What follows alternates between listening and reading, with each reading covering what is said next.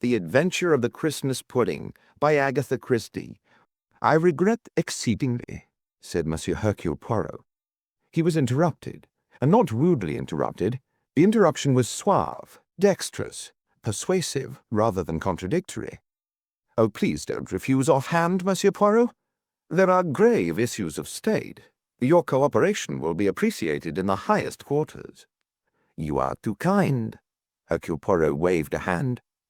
But I really cannot undertake to do as you ask. At this season of the year, again Mr. Jesmond interrupted. Christmas time, he said persuasively. An old-fashioned Christmas in the English countryside. Hercule Poirot shivered. The thought of the English countryside at this season of the year did not attract him.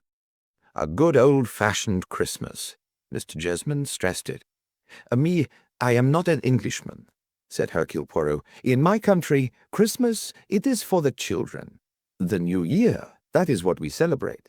Ah, said Mr. Jesmond, but Christmas in England is a great institution, and I assure you at King's Lacey you would see it at its best. It's a wonderful old house, you know. Why, one wing of it dates from the 14th century. Again Poirot shivered. The thought of a 14th century English manor house filled him with apprehension. He had suffered too often in the historic country houses of England. He looked round appreciatively at his comfortable modern flat with its radiators and the latest patent devices for excluding any kind of draught. In the winter, he said firmly, I do not leave London. Well, I don't think you quite appreciate, Monsieur Poirot, what a very serious matter this is. Mr. Jesmond glanced at his companion, and then back at Poirot. Poirot's second visitor had up to now said nothing but a polite and formal, how do you do? He sat now, gazing down at his well-polished shoes, with an air of the utmost dejection on his coffee-coloured face. He was a young man, not more than 23, and he was clearly in a state of complete misery. Yes, said Hercule Poirot, of course the matter is serious. I do appreciate that. His Highness has my heartfelt sympathy. The position is one of the utmost delicacy, said Mr. Jesmond. Poirot transferred his gaze from the young man to his older companion. If one wanted to sum up Mr. Jesmond in a word, the word would have been discretion. Everything about Mr. Jesmond was discreet. His well-cut but inconspicuous clothes, his pleasant, well-bred voice which rarely soared out of an agreeable monotone, his light brown hair just thinning a little at the temples, his pale, serious face.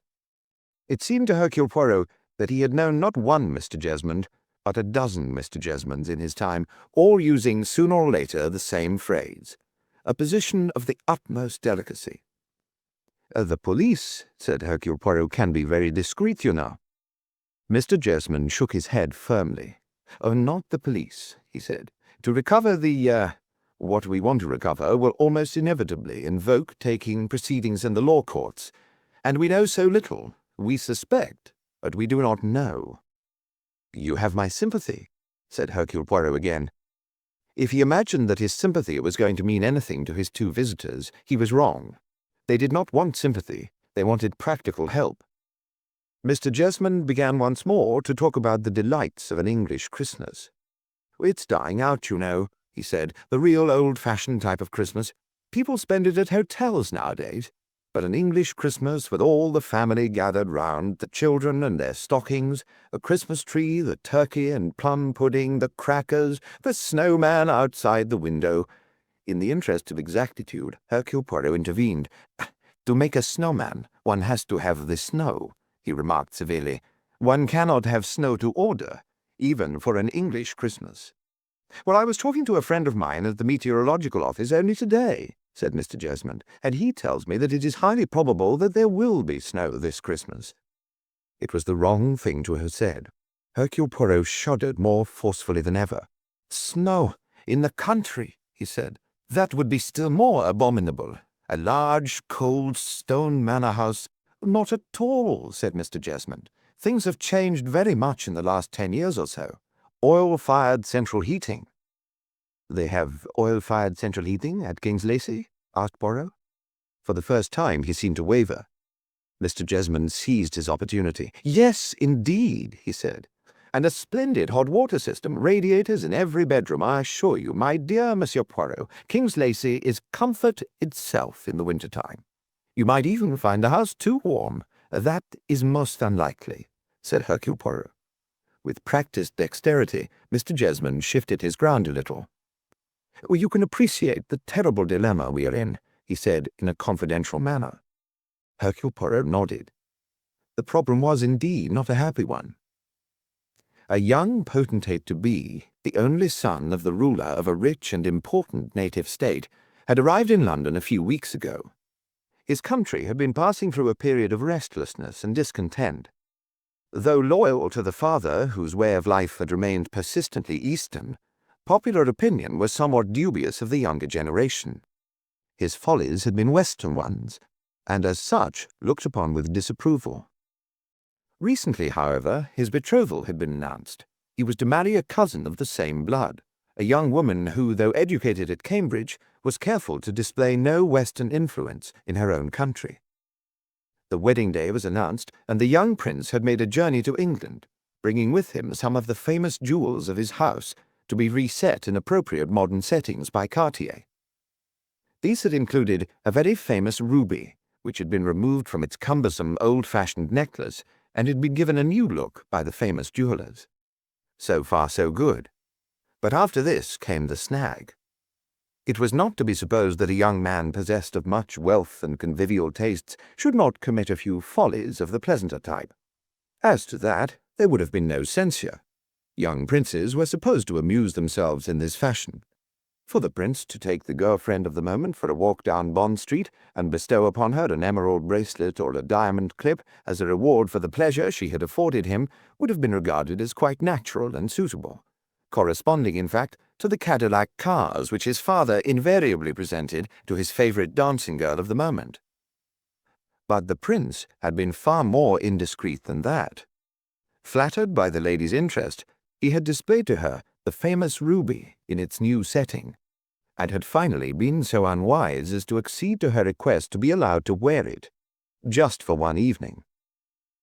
The sequel was short and sad. The lady had retired from their supper table to powder her nose. Time passed. She did not return. She had left the establishment by another door, and since then had disappeared into space. The important and distressing thing was that the ruby, in its new setting, had disappeared with her. These were the facts that could not possibly be made public without the most dire consequences. The ruby was something more than a ruby. It was a historical possession of great significance, and the circumstances of its disappearance were such that any undue publicity about them might result in the most serious political consequences. Mr. Jesmond was not the man to put these facts into simple language. He wrapped them up, as it were, in a great deal of verbiage. Who exactly Mr. Jesmond was, Hercule Poirot did not know. He had met other Mr. Jesmonds in the course of his career. Whether he was connected with the Home Office, the Foreign Secretary, or some other discreet branch of public service was not specified. He was acting in the interest of the Commonwealth. The ruby must be recovered. Monsieur Poirot, so Mr. Jesmond delicately insisted, was the man to recover it. "Perhaps, yes," Hercule Poirot admitted, "but you can tell me so little. Suggestion, suspicion, or that is not very much to go upon." "Oh, come now, Monsieur Poirot. Surely it is not beyond your powers. Ah, come now. I do not always succeed." But this was mock modesty. It was clear enough from Poirot's tone that for him to undertake a mission was almost synonymous with succeeding in it. "His Highness is very young," Mr. Jesmond said. "It will be sad if his whole life is to be blighted for a mere youthful indiscretion." Poirot looked kindly at the downcast young man. "It is the time for follies when one is young," he said encouragingly. "And for the ordinary young man it does not matter so much. The good papa, he pays up. The family lawyer, he hopes to disentangle the inconvenience. The young man, he learns by experience, and all ends for the best. In a position such as yours, it is hard indeed. You're approaching marriage." "That is it. That is it exactly. For the first time, words poured from the young man. "You see, she is very serious. She takes life very seriously. She has acquired at Cambridge many very serious ideas. There is to be education in my country. There are to be schools. There are to be many things, all in the name of progress, you understand, of democracy. It will not be, she says, like it was in my father's time. Naturally, she knows that I will have diversions in London, but not the scandal. No, it is the scandal that matters. You see, it is very, very famous, this ruby. There is a long trail behind it, a history, much bloodshed, many deaths." "Deaths?" said Hercule Poirot thoughtfully. He looked at Mr. Jesmond. "One hopes," he said, "it will not come to that." Mr. Jesmond made a peculiar noise, rather like a hen who has decided to lay an egg, and then thought better of it. "Oh, no, indeed," he said, sounding rather prim. "There is no question, I am sure, of anything of that kind." "You cannot be sure," said Hercule Poirot. "Whoever has the ruby now, there may be others who want to gain possession of it, and who will not stick at a trifle, my friend." "Oh, I really don't think," said Mr. Jesmond, sounding more prim than ever, "that we need enter into speculation of that kind. Quite unprofitable." "Me," said Hercule Poirot, suddenly becoming very foreign, "me, I explore all the avenues, like the politicians." Mr. Jesmond looked at him doubtfully. Putting himself together, he said, "Well, I can take it that is settled, Monsieur Poirot. You will go to King's Lacy." "And how do I explain myself there?" asked Hercule Poirot. Mr. Jesmond smiled with confidence. "That, I think, can be arranged very easily," he said. "I can assure you that it will all seem quite natural. You will find the Lacys most charming, delightful people. And you do not deceive me about the oil-fired central heating?" No, indeed." Mr. Jesmond sounded quite pained. "I assure you that you will find every comfort." "Tout confort moderne," muttered Poirot to himself reminiscently. "Eh bien," he said, "I accept." The temperature in the long drawing-room at King's Lacy was a comfortable 68, as Hercule Poirot sat talking to Mrs. Lacy by one of the big mullioned windows. Mrs. Lacy was engaged in needlework. She was not doing petit point or embroidered flowers upon silk. Instead, she appeared to be engaged in the prosaic task of hemming dishcloths. As she sewed, she talked in a soft, reflective voice that Poirot found very charming. "I hope you will enjoy our Christmas party here, Monsieur Poirot. It's only the family, you know. My granddaughter and a grandson, and a friend of his, and Bridget, who's my great-niece, and Diana, who's a cousin, and David Welland, who is a very old friend. Just a family party. But Edwina Morcom said that that's what you really wanted to see, an old-fashioned Christmas. Nothing could be more old-fashioned than we are. And my husband, you know, absolutely lives in the past. He likes everything to be just as it was when he was a boy of 12 years old, and used to come here for his holidays." She smiled to herself. "All the same old things, the Christmas tree and the stockings hung up, and the oyster soup and the turkey, or 2 turkeys, one boiled and one roast. And the plum pudding with the ring and the bachelor's button and all the rest of it in it. We can't have sixpences nowadays because they're not pure silver anymore. But all the old desserts, the Elvis plums and Carlsbad plums and almonds and raisins and crystallized fruit and ginger. Dear me, I sound like a catalogue from Fordham and Mason." "You arouse my gastronomic juices, madame." "I expect we'll all have frightful indigestion by tomorrow evening," said Mrs. Lacy. "One isn't used to eating so much nowadays, is one?" She was interrupted by some loud shouts and whoops of laughter outside the window. She glanced out. "Don't know what they're doing out there. Playing some game or other, I suppose. I've always been so afraid, you know, that these young people would be bored by our Christmas here. But not at all. It's just the opposite. Now, my own son and daughter and their friends, they used to be rather sophisticated about Christmas. Say it was all nonsense and too much fuss, and it would be far better to go out to a hotel somewhere and dance. But the younger generation seem to find all this terribly attractive. Besides," added Mrs. Lacy practically, "schoolboys and schoolgirls are always hungry, aren't they? I think they must starve them at these schools. After all, one does know children of that age eat about as much as 3 strong men." Poirot laughed and said, "It is most kind of you and your husband, madame, to include me in this way in your family party." "Oh, we're both delighted, I'm sure," said Mrs. Lacy. And if you find Horace a little rough," she continued, "pay no attention. It's just his manner, you know." What her husband, Colonel Lacey, had actually said was, "Can't think why you want one of those damned foreigners here cluttering up Christmas.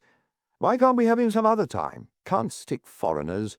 Oh, all right, so Edwina Morecambe wished him on us. What's it got to do with her, I'd like to know? Why doesn't she have him for Christmas?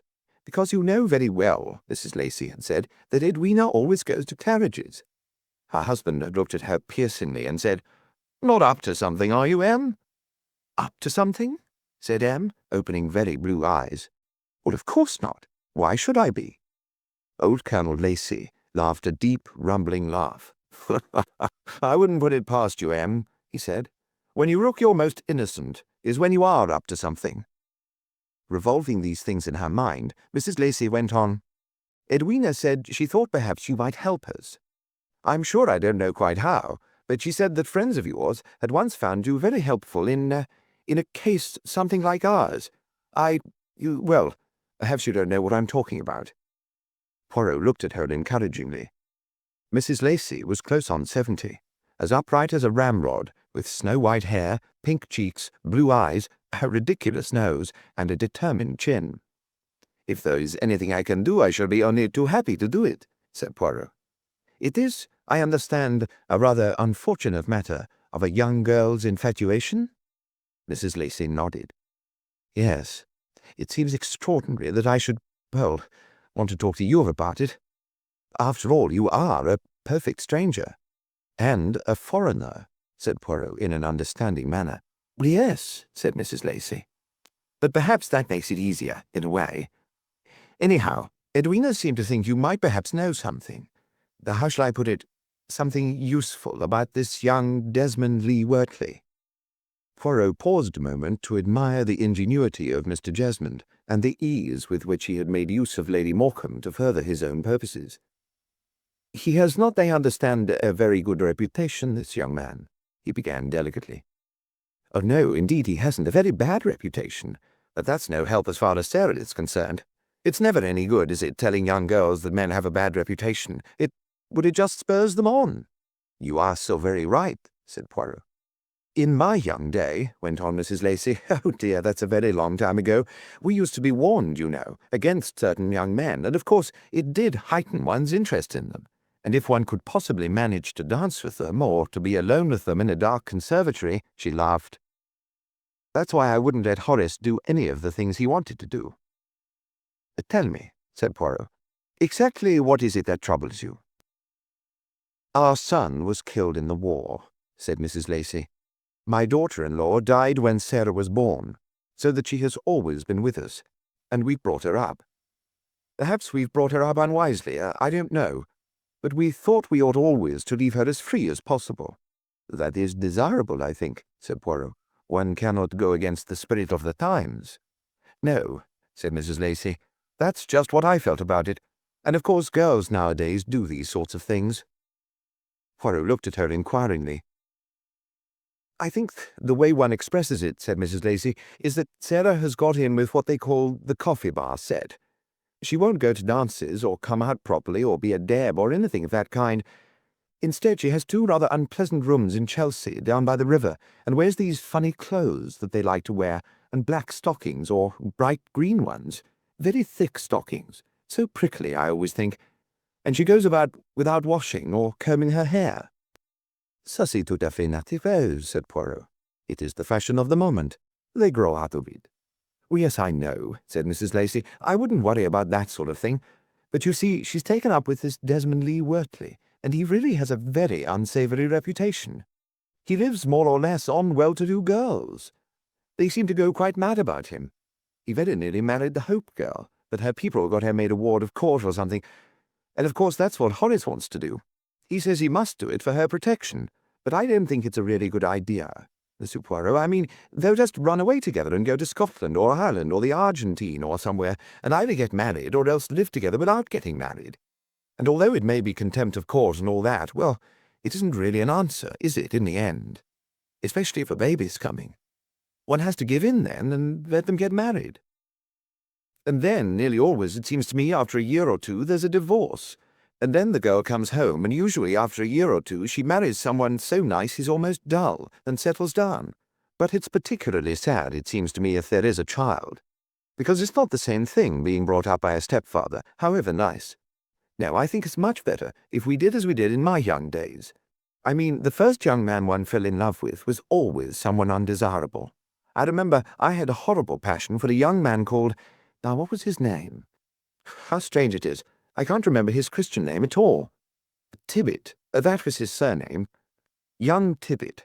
Of course, my father more or less forbade him the house, but he used to get asked to the same dances, and we used to dance together, and sometimes we'd escape and sit out together, and occasionally friends would arrange picnics to which we both went. Of course, it was all very exciting and forbidden, and one enjoyed it enormously. But one didn't go to the lengths that girls go nowadays, and so, after a while, the Mr. Tibbets faded out. And you know, when I saw him 4 years later, I was surprised what I ever had seen in him. He seemed to be such a dull young man, flashy, you know, no interesting conversation. One always thinks the days of one's own youth are best, said Poirot somewhat sententiously. I know, said Mrs. Lacey. It's tiresome, isn't it? I mustn't be tiresome. But all the same, I don't want Sarah, who's a dear girl really, to marry Desmond Lee Wortley. She and David Welling, who is staying here, were always such friends and so fond of each other, and we did hope, Horace and I, that they would grow up and marry. But of course, she just finds him dull now, and she's absolutely infatuated with Desmond. I do not quite understand, madame, said Poirot. You have him here now, staying in the house, this Desmond Lee Wortley? Well, that's my doing, said Mrs. Lacey. Horace was all for forbidding her to see him and all that. Of course, in Horace's day, the father or guardian would have called round at the young man's lodgings with a horsewhip. Horace was all for forbidding the fellow the house, and forbidding the girl to see him. I told him that was quite the wrong attitude to take. No, I said, ask him down here. We'll have him down for Christmas with the family party. Of course, my husband said I was mad, but I said, at any rate, dear, let's try it. Let her see him in our atmosphere and our house, and we'll be very nice to him and very polite, and perhaps then he'll seem less interesting to her. I think, as they say, you have something there, madame, said Poirot. I think your point of view is very wise, wiser than your husband's. Well, I hope it is, said Mrs. Lacey doubtfully. It doesn't seem to be working much yet, but of course he's only been here a couple of days. A sudden dimple showed in her wrinkled cheek. I'll confess something to you, Monsieur Poirot. I myself can't help liking him. I don't mean I really like him with my mind, but I can feel the charm all right. Oh, yes, I can see what Sarah sees in him. But I'm an old enough woman and have had enough experience to know that he's absolutely no good, even if I do enjoy his company. Though I do think, added Mrs. Lacey rather wistfully, he has some good points. He asked if he might bring his sister here, you know. She's had an operation and was in hospital. He said it was so sad for her being in a nursing home over Christmas, and he wondered if it would be too much trouble if he could bring her with him. He said he'd take all her meals up to her and all that. Well now, I do think that was rather nice of him, don't you, Mr. Poirot? It shows a consideration, said Poirot thoughtfully, which seems almost out of character. Oh, I don't know. You could have family affections at the same time as wishing to prey on a rich young girl. Sarah will be very rich, you know. Not only with what we leave her, and of course that won't be very much because most of the money goes with the place to Colin, my grandson, but her mother was a very rich woman, and Sarah will inherit all her money when she's 21. She's only 20 now. No, I do think it was nice of Desmond to mind about his sister, and he didn't pretend she was anything very wonderful or that. She's a shorthand typist, I gather, does secretarial work in London, and he's been as good as his word and does carry up trays to her. Not all the time, of course, but quite often. So I think he has some nice points. But all the same, said Mrs. Lacey with great decision, I don't want Sarah to marry him. From all I have heard and been told, said Poirot, that would indeed be a disaster. Do you think it would be possible for you to help us in any way? Asked Mrs. Lacey. I think it is possible, yes, said Hercule Poirot, but I do not wish to promise too much, for the Mr. Desmond Lee Wortleys of this world are clever, madame. But do not despair. One can perhaps do a little something. I shall at any rate put forth my best endeavours, if only in gratitude for your kindness in asking me here for this Christmas festivity. He looked around him. And it cannot be so easy these days to have Christmas festivities. No, indeed, Mrs. Lacey sighed. She leaned forward. Do you know, Monsieur Poirot, what I really dream of? What I would love to have? But tell me, madame, I simply long to have a small, modern bungalow. No, perhaps not a bungalow exactly, but a small, modern, easy-to-run house, built somewhere in the park here, and live in it with an absolute up-to-date kitchen and no long passages. Everything easy and simple. It is a very practical idea, madame. Well, it's not practical for me, said Mrs. Lacey. My husband adores this place. He loves living here. He doesn't mind being slightly uncomfortable. He doesn't mind the inconveniences, and he would hate, simply hate, to live in a small modern house in the park. So you sacrifice yourself to his wishes. Mrs. Lacey drew herself up. I do not consider it a sacrifice, Monsieur Poirot, she said. I married my husband with the wish to make him happy. He has been a good husband to me, and made me very happy all these years, and I wish to give happiness to him. So you will continue to live here, said Poirot. It's not really too uncomfortable, said Mrs. Lacey. No, no, said Poirot hastily. On the contrary, it is most comfortable. Your central heating and your bath-water are perfection. We spent a lot of money in making the house comfortable to live in, said Mrs. Lacey. We were able to sell some land, ripe for development, I think they call it, fortunately right out of sight of the house, on the other side of the park. Really rather an ugly bit of ground with no nice view, but we got a very good price for it, so that we have been able to have as many improvements as possible. But the service, madame? Oh, well, that presents less difficulty than you might think. Of course, one cannot expect to be looked after and waited upon as one used to be. Different people come in from the village, 2 women in the morning, another 2 to cook lunch and wash it up, and different ones again in the evening. There are plenty of people who want to come and work for a few hours a day. Of course, for Christmas, we are very lucky. My dear Mrs. Ross always comes in. Every Christmas. She is a wonderful cook, really first class. She retired about 10 years ago, but she comes in to help us in an emergency. Then there is dear Peveril. Your butler? Yes, he is pensioned off and lives in a little house near the lodge, but he is so devoted, and he insists on coming to wait on us at Christmas. Really, I'm terrified, Monsieur Poirot, because he's so old and so shaky that I feel certain that if he carries anything heavy, he will drop it. It's really an agony to watch him, and his heart is not good, and I'm afraid of his doing too much. But it would hurt his feelings dreadfully if I did not let him come. He hems and haws, and makes disapproving noises when he sees the state our silver is in, and within 3 days of being here, it's all wonderful again. Yes, he is a dear, faithful friend. She smiled at Poirot. So you see, we are all set for a happy Christmas. A white Christmas, too, she added, as she looked out of the window. See, it's beginning to snow. Ah, the children are coming in. You must meet them, Monsieur Poirot. Poirot was introduced with due ceremony. First to Colin and Michael, the schoolboy grandson and his friend. Nice, polite lads of 15, one dark, one fair. Then to their cousin Bridget, a black-haired girl of about the same age with enormous vitality. And this is my granddaughter, Sarah, said Mrs. Lacey. Poirot looked with some interest at Sarah, an attractive girl with a mop of red hair. Her manners seemed to him nervy and a trifle defiant, but she showed real affection for her grandmother. And this is Mr. Lee Wortley. Mr. Lee Wortley wore a fisherman's jersey and tight black jeans.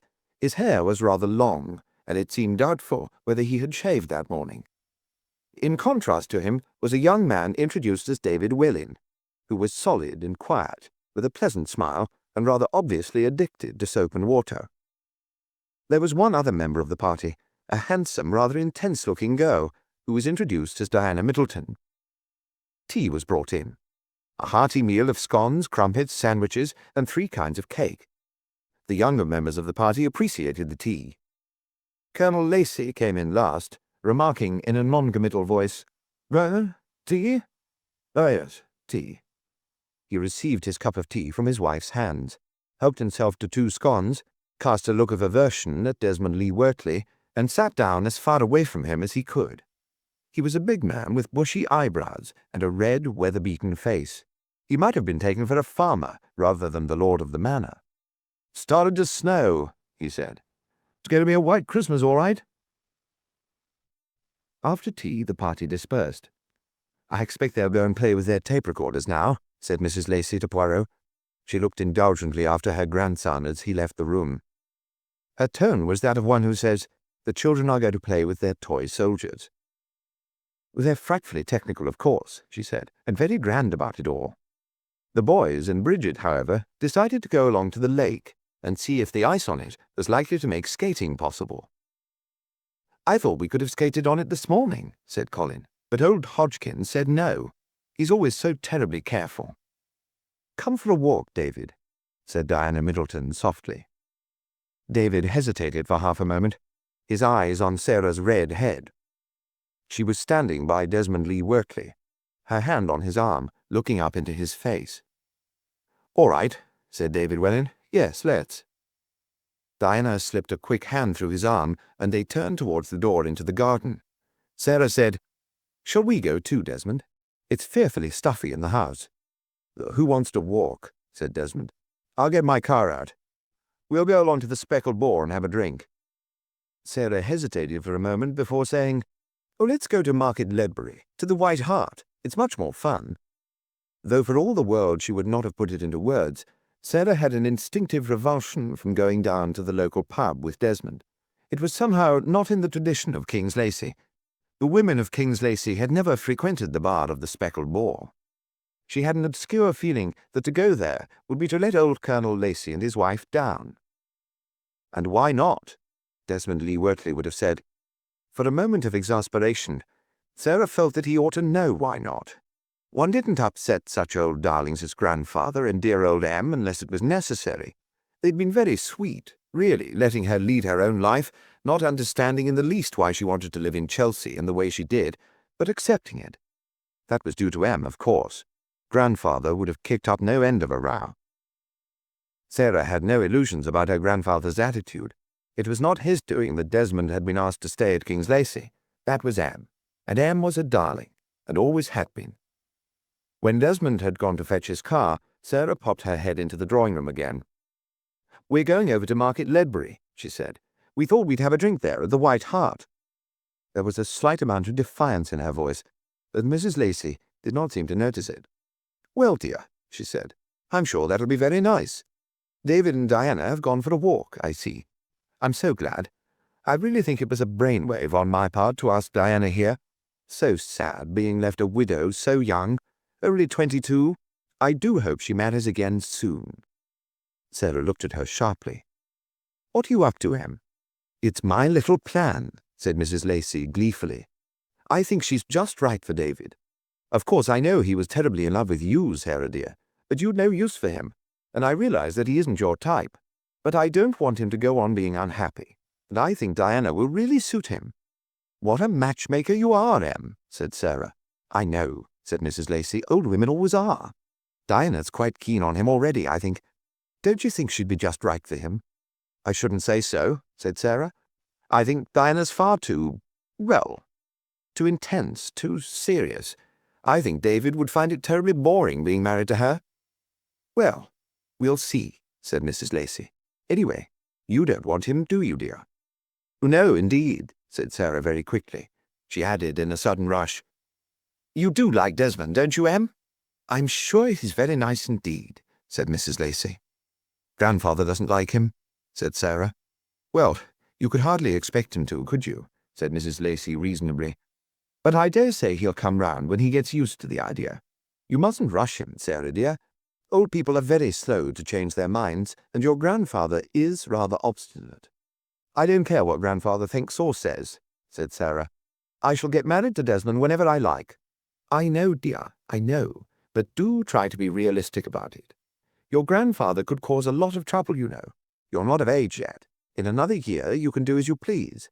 I expect Horace will have come round long before that." "You're on my side, aren't you, darling?" said Sarah.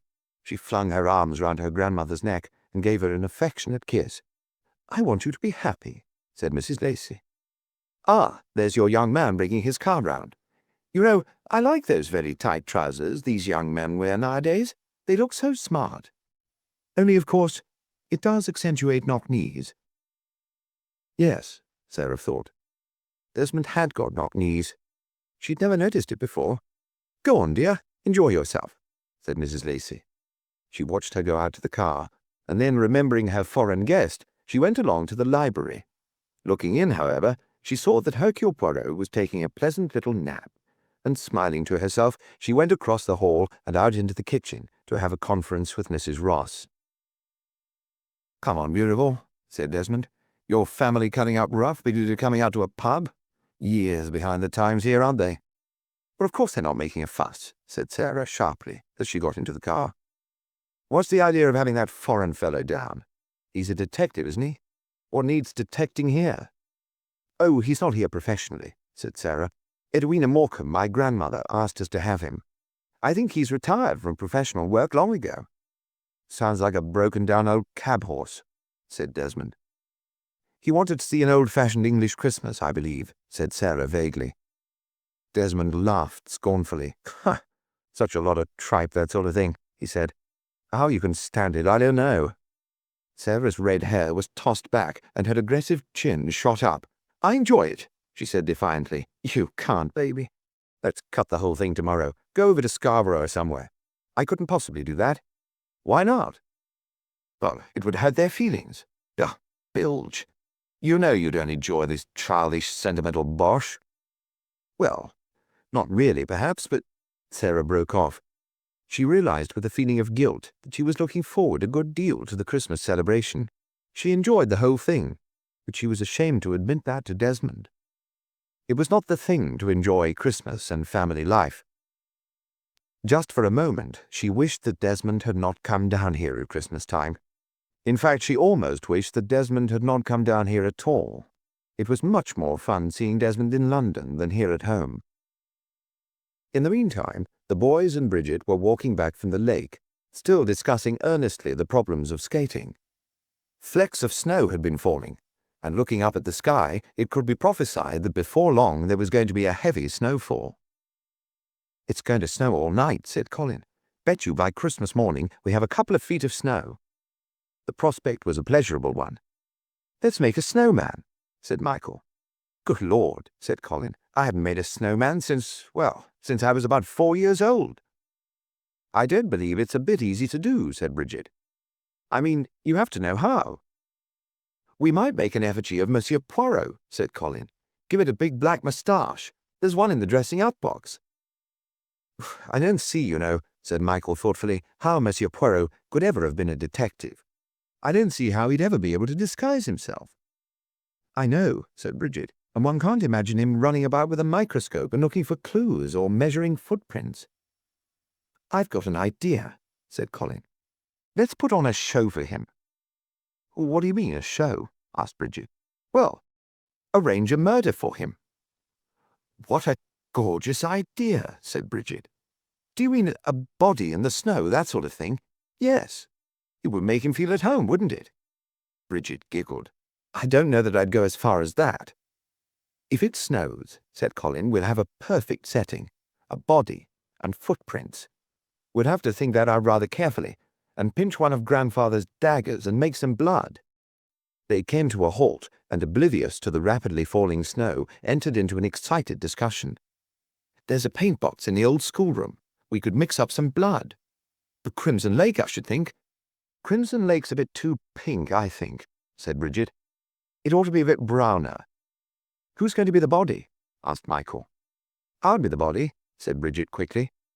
"Oh, look here," said Colin. "I thought of it." "Oh, no," said Bridget. "It must be me. It's got to be a girl. It's more exciting. Beautiful girl lying lifeless in the snow." "Beautiful girl? Ha!" said Michael in derision. "I've got black hair, too," said Bridget. "What's that got to do with it?"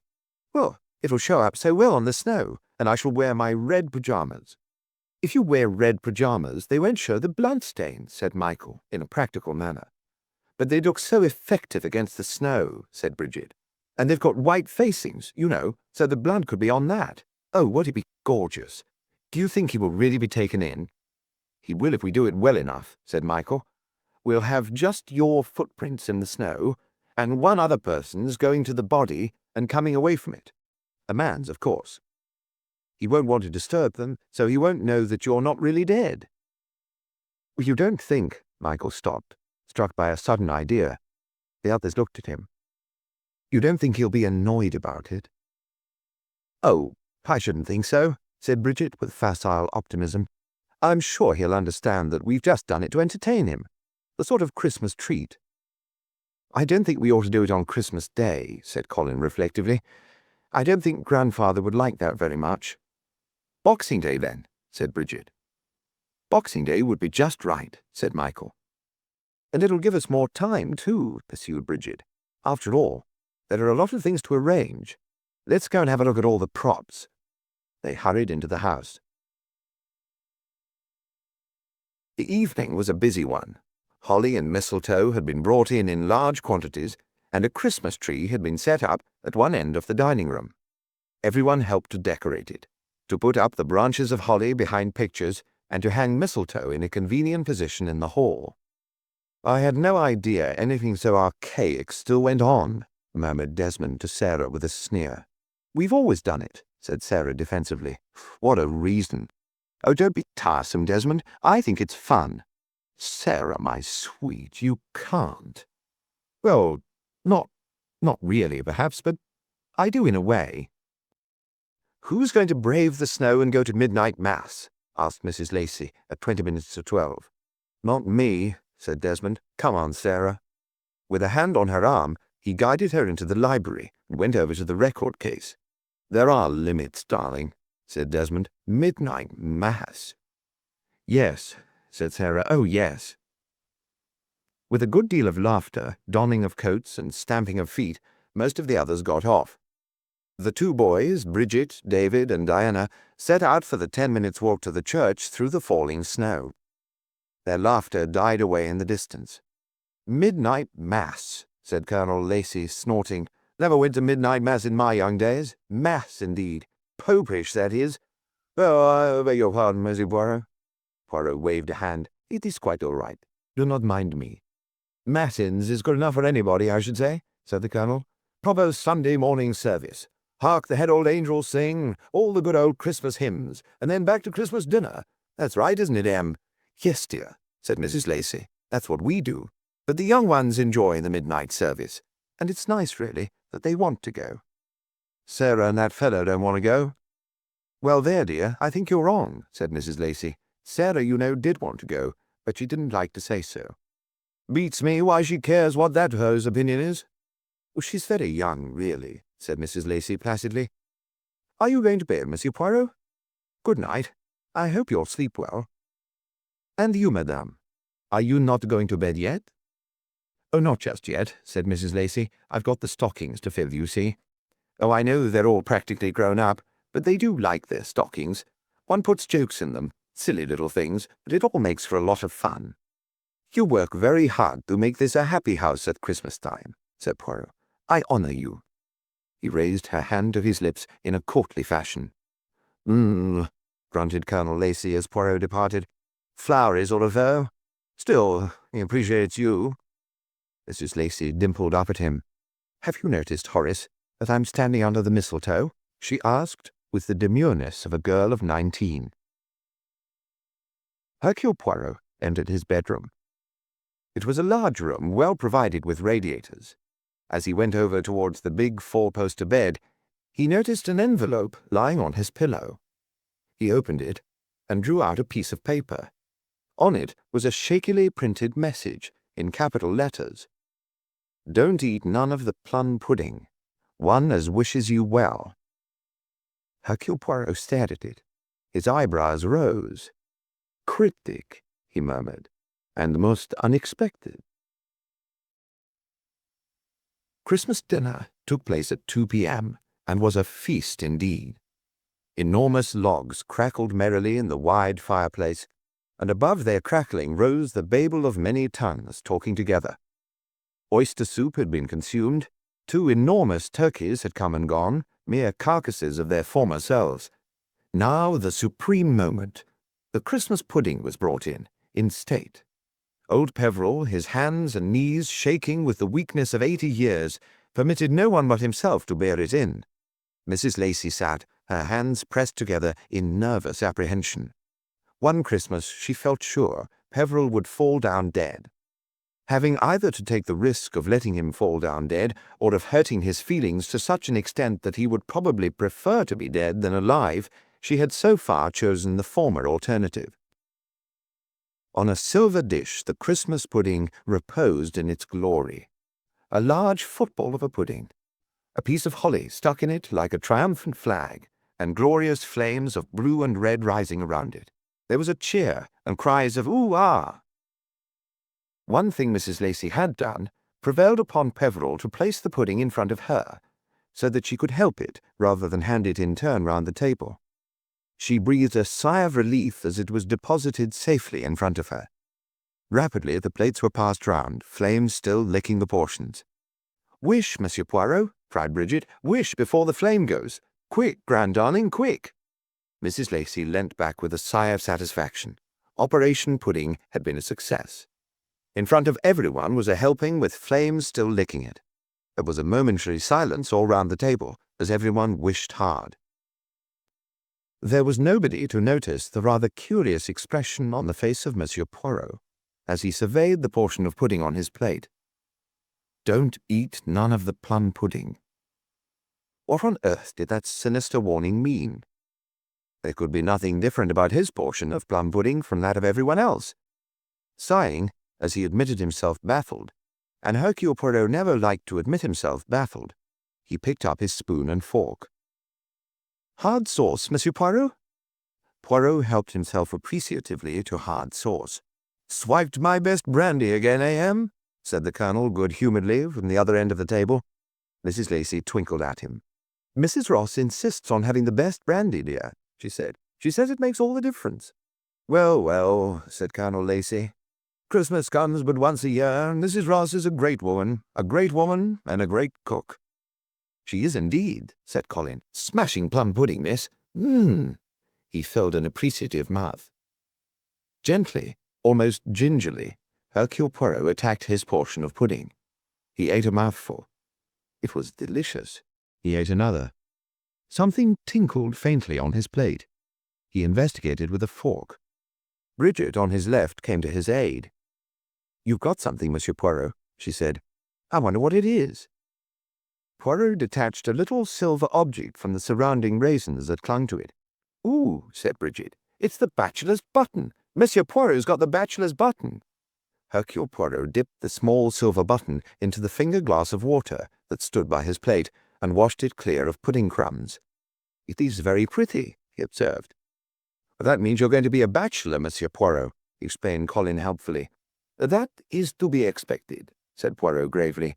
"I have been a bachelor for many long years, and it is unlikely that I shall change that status now." "Oh, never say die," said Michael.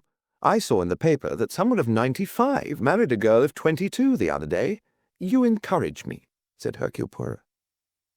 Colonel Lacey uttered a sudden exclamation. His face became purple, and his hand went to his mouth. "Confound it, Emmeline," he roared. "Why on earth do you let the cook put glass in the pudding?" "Glass?" cried Mrs. Lacey, astonished. Colonel Lacey withdrew the offending substance from his mouth. "Might have broken a tooth," he grumbled, "or swallowed the damn thing and had appendicitis."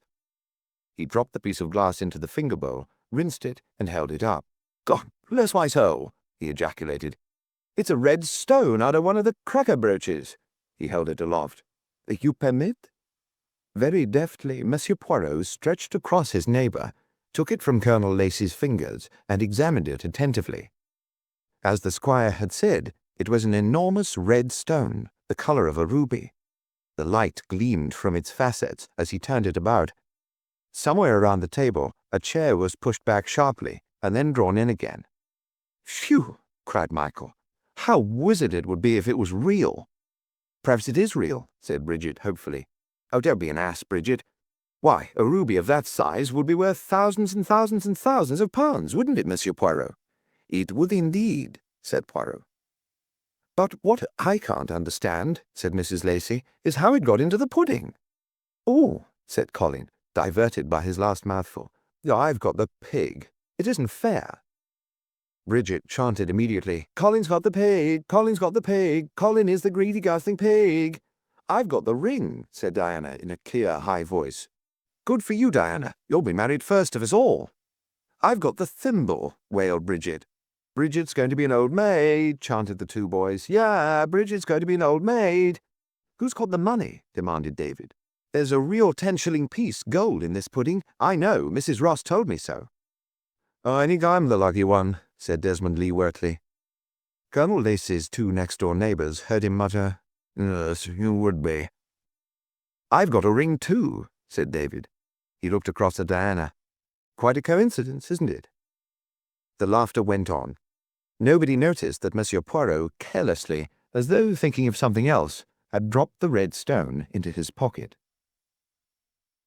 Mince pies and Christmas dessert followed the pudding. The older members of the party then retired for a welcome siesta before the tea-time ceremony of the lighting of the Christmas tree. Hercule Poirot, however, did not take a siesta. Instead, he made his way to the enormous, old-fashioned kitchen.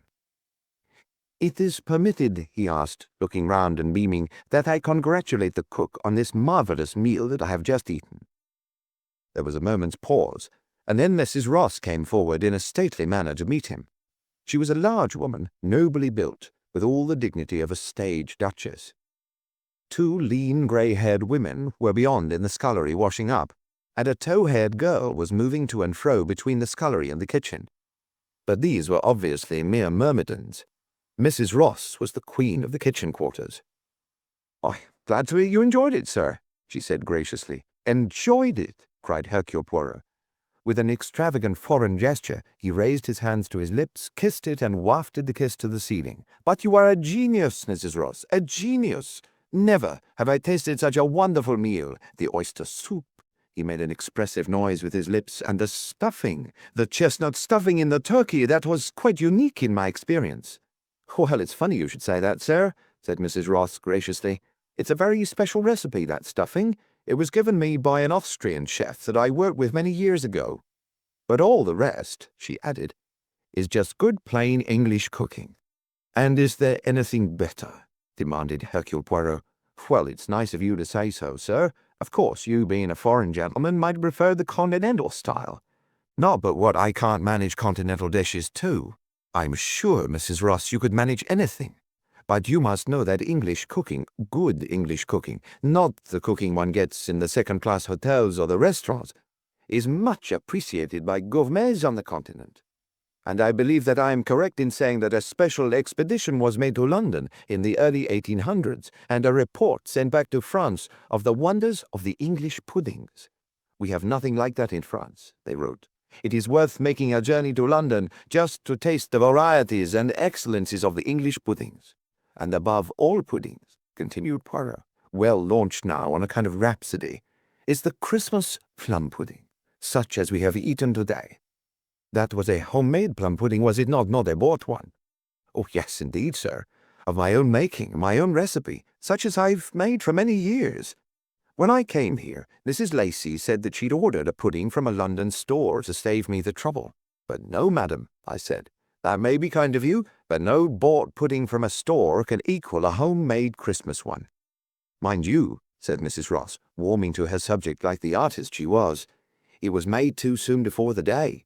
A good Christmas pudding should be made some weeks before and allowed to wait. The longer they're kept, within reason, the better they are. I mind now that when I was a child and we went to church every Sunday, we'd start listening for the collect that begins, Stir up, O Lord, we beseech thee, because that collect was the signal, as it were, that the pudding should be made that week, and so they always were. We had the collect on the Sunday, and that week, sure enough, my mother would make the Christmas puddings. And so it should have been here this year. As it was, that pudding was only made 3 days ago, the day before you arrived, sir. However, I kept the old custom. Everyone in the house had to come into the kitchen and have a stir and make a wish. That's an old custom, sir, and I've always held to it. Most interesting, said Hercule Poirot, most interesting. And so everyone came out into the kitchen. Yes, sir. The young gentleman, Miss Bridget, and the London gentleman who's staying here, and his sister, and Mr. David and Miss Diana, Mrs. Middleton, I should say, all had a stir, sir, they did. How many puddings did you make? Is this the only one? Oh, no, sir. I made 4, 2 large ones and 2 smaller ones. The other large one I plan to serve on New Year's Day. and the smaller ones were for Colonel and Mrs. Lacey when they're alone like, and not so many in the family." I see, said Poirot. "As a matter of fact, sir," said Mrs. Ross, "it was the wrong pudding you had for lunch today." "The wrong pudding?" Poirot frowned. "How is that?"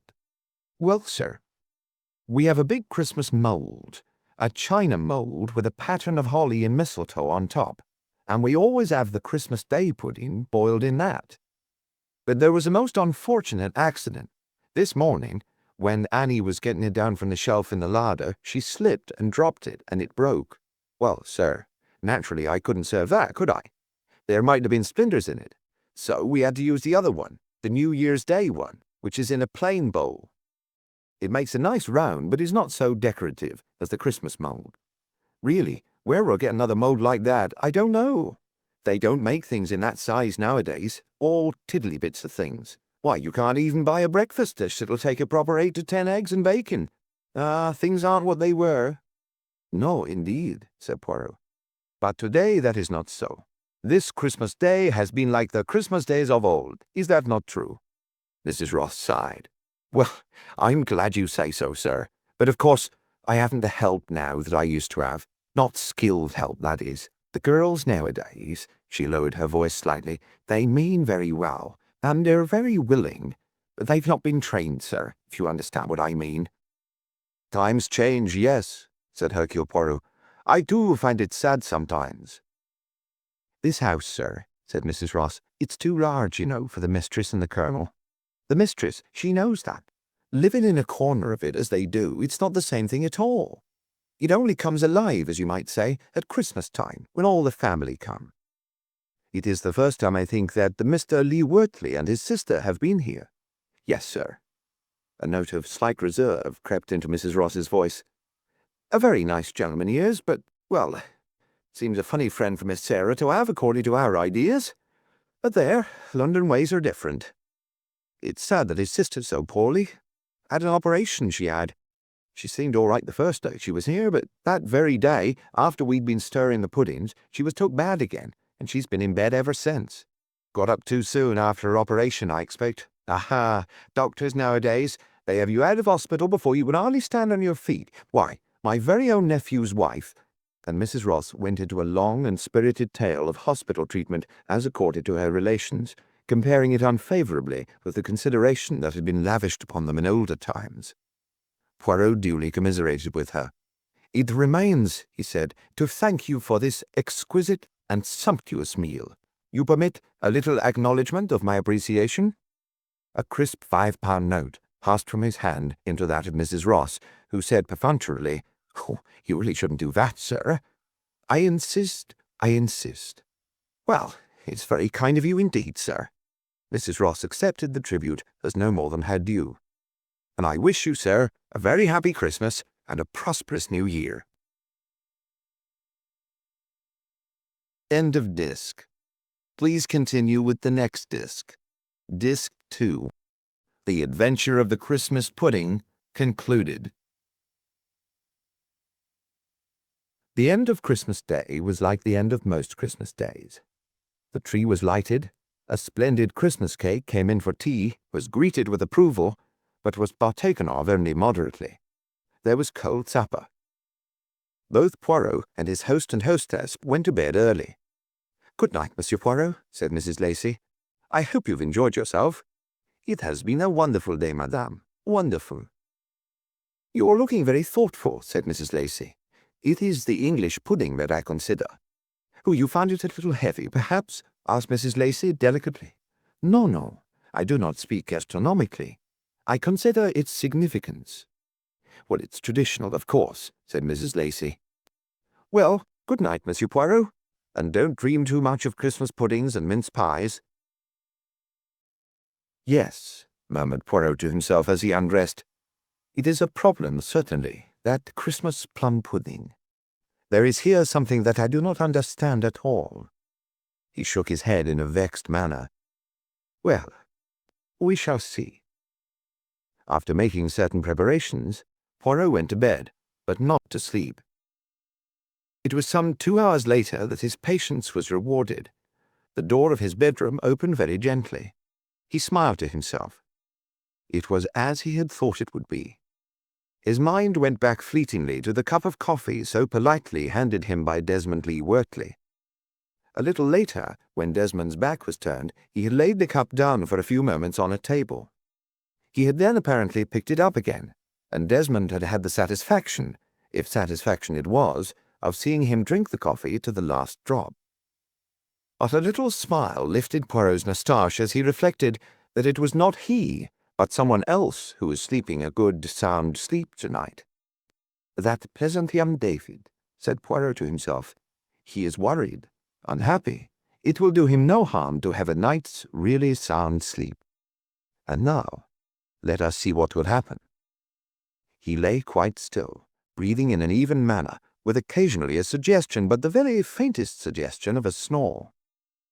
Someone came up to the bed and bent over him. Then, satisfied, that someone turned away and went to the dressing-table. By the light of a tiny torch, the visitor was examining Poirot's belongings, neatly arranged on top of the dressing-table. Fingers explored the wallet, gently pulled open the drawers of the dressing-table, then extended the search to the pockets of Poirot's clothes. Finally, the visitor approached the bed, and with great caution slid his hand under the pillow. Withdrawing his hand, he stood for a moment or two as though uncertain what to do next. He walked around the room, looking inside ornaments, went into the adjoining bathroom, from whence he presently returned. Then, with a faint exclamation of disgust, he went out of the room. "Ah," said Poirot under his breath. "You have a disappointment. Yes, a serious disappointment. Bah! To imagine even that Hercule Poirot would hide something where you could find it." Then, turning over on his other side, he went peacefully to sleep. He was aroused next morning by an urgent, soft tapping on his door. "Qui est là? Come in, come in." The door opened. Breathless, red-faced, Colin stood upon the threshold. Behind him stood Michael. "Monsieur Poirot, Monsieur Poirot." "But yes." Poirot sat up in bed. "It is the early tea. But no, it is you, Colin. What has occurred?" Colin was for a moment speechless. He seemed to be under the grip of some strong emotion. In actual fact, it was the sight of the nightcap that Hercule Poirot wore that affected for the moment his organs of speech. Presently he controlled himself and spoke.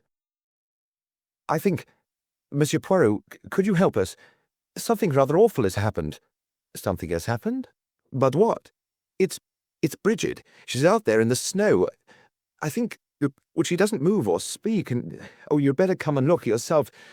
I'm terribly afraid she may be dead." "What?" Poirot cast aside his bedcovers. "Mademoiselle Bridget? Dead? I think somebody's killed her. There's blood, and, do come." "But certainly, I come on the instant." With great practicality, Poirot inserted his feet into his outdoor shoes and pulled a fur-lined overcoat over his pajamas. "I come," he said. "I come on the moment. You have aroused the house?" No, so far I haven't told anyone but you. I thought it would be better. Grandfather and Gran aren't up yet. They're laying breakfast downstairs, but I didn't say anything to Peveril. Bridget, she's around the other side of the house, near the terrace and the library window." "I see. Lead the way. I will follow." Turning away to hide his delighted grin, Colin led the way downstairs. They went out through the side door. It was a clear morning with the sun not yet high over the horizon. It was not snowing now, but it had snowed heavily during the night, and everywhere around was an unbroken carpet of thick snow. The world looked very pure and white and beautiful. "There," said Colin breathlessly. It's there." He pointed dramatically. The scene was indeed dramatic enough. A few yards away, Bridget lay in the snow. She was wearing scarlet pajamas and a white wool wrap thrown round her shoulders. The white wool wrap was stained with crimson. Her head was turned aside and hidden by the mass of her outspread black hair. One arm was under her body, the other lay flung out, the fingers clenched, and standing up in the center of the crimson stain was the hilt of a large, curved Kurdish knife, which Colonel Lacey had shown to his guests only the evening before. "Mon Dieu!" ejaculated Monsieur Poirot. "It is like something on the stage." There was a faint choking noise from Michael. Colin thrust himself quickly into the breach. "I know," he said. It doesn't seem real somehow, does it? Do you see those footprints? I suppose we mustn't disturb them. Ah, yes, the footprints. No, we must be careful not to disturb those footprints." "That's what I thought," said Colin. "That's why I wouldn't let anyone go near her until we got you. I thought you'd know what to do." "All the same," said Hercule Poirot briskly, "first we must see if she is still alive. Is that not so?" "Well, yes, of course," said Michael a little doubtfully. "But you see, we we didn't like—" "Ah, you have the prudence. You have read the detective stories. It is most important that nothing should be touched and that the body should be left as it is. But we cannot be sure as yet if it is a body, can we? After all, though prudence is admirable, common humanity comes first. We must think of the doctor, must we not, before we think of the police?" "Oh, yes, of course," said Colin, still a little taken aback. "We only we thought we'd better get you before we did anything," said Michael hastily. "Then you will both remain here," said Poirot. "I will approach from the other side so as not to disturb these footprints. Such excellent footprints, are they not? So very clear. The footprints of a man and a girl going out together to the place where she lies, and then the man's footsteps come back. But the girl's do not." "They must be the footprints of the murderer," said Colin, with bated breath. "Exactly," said Poirot. "The footprints of the murderer.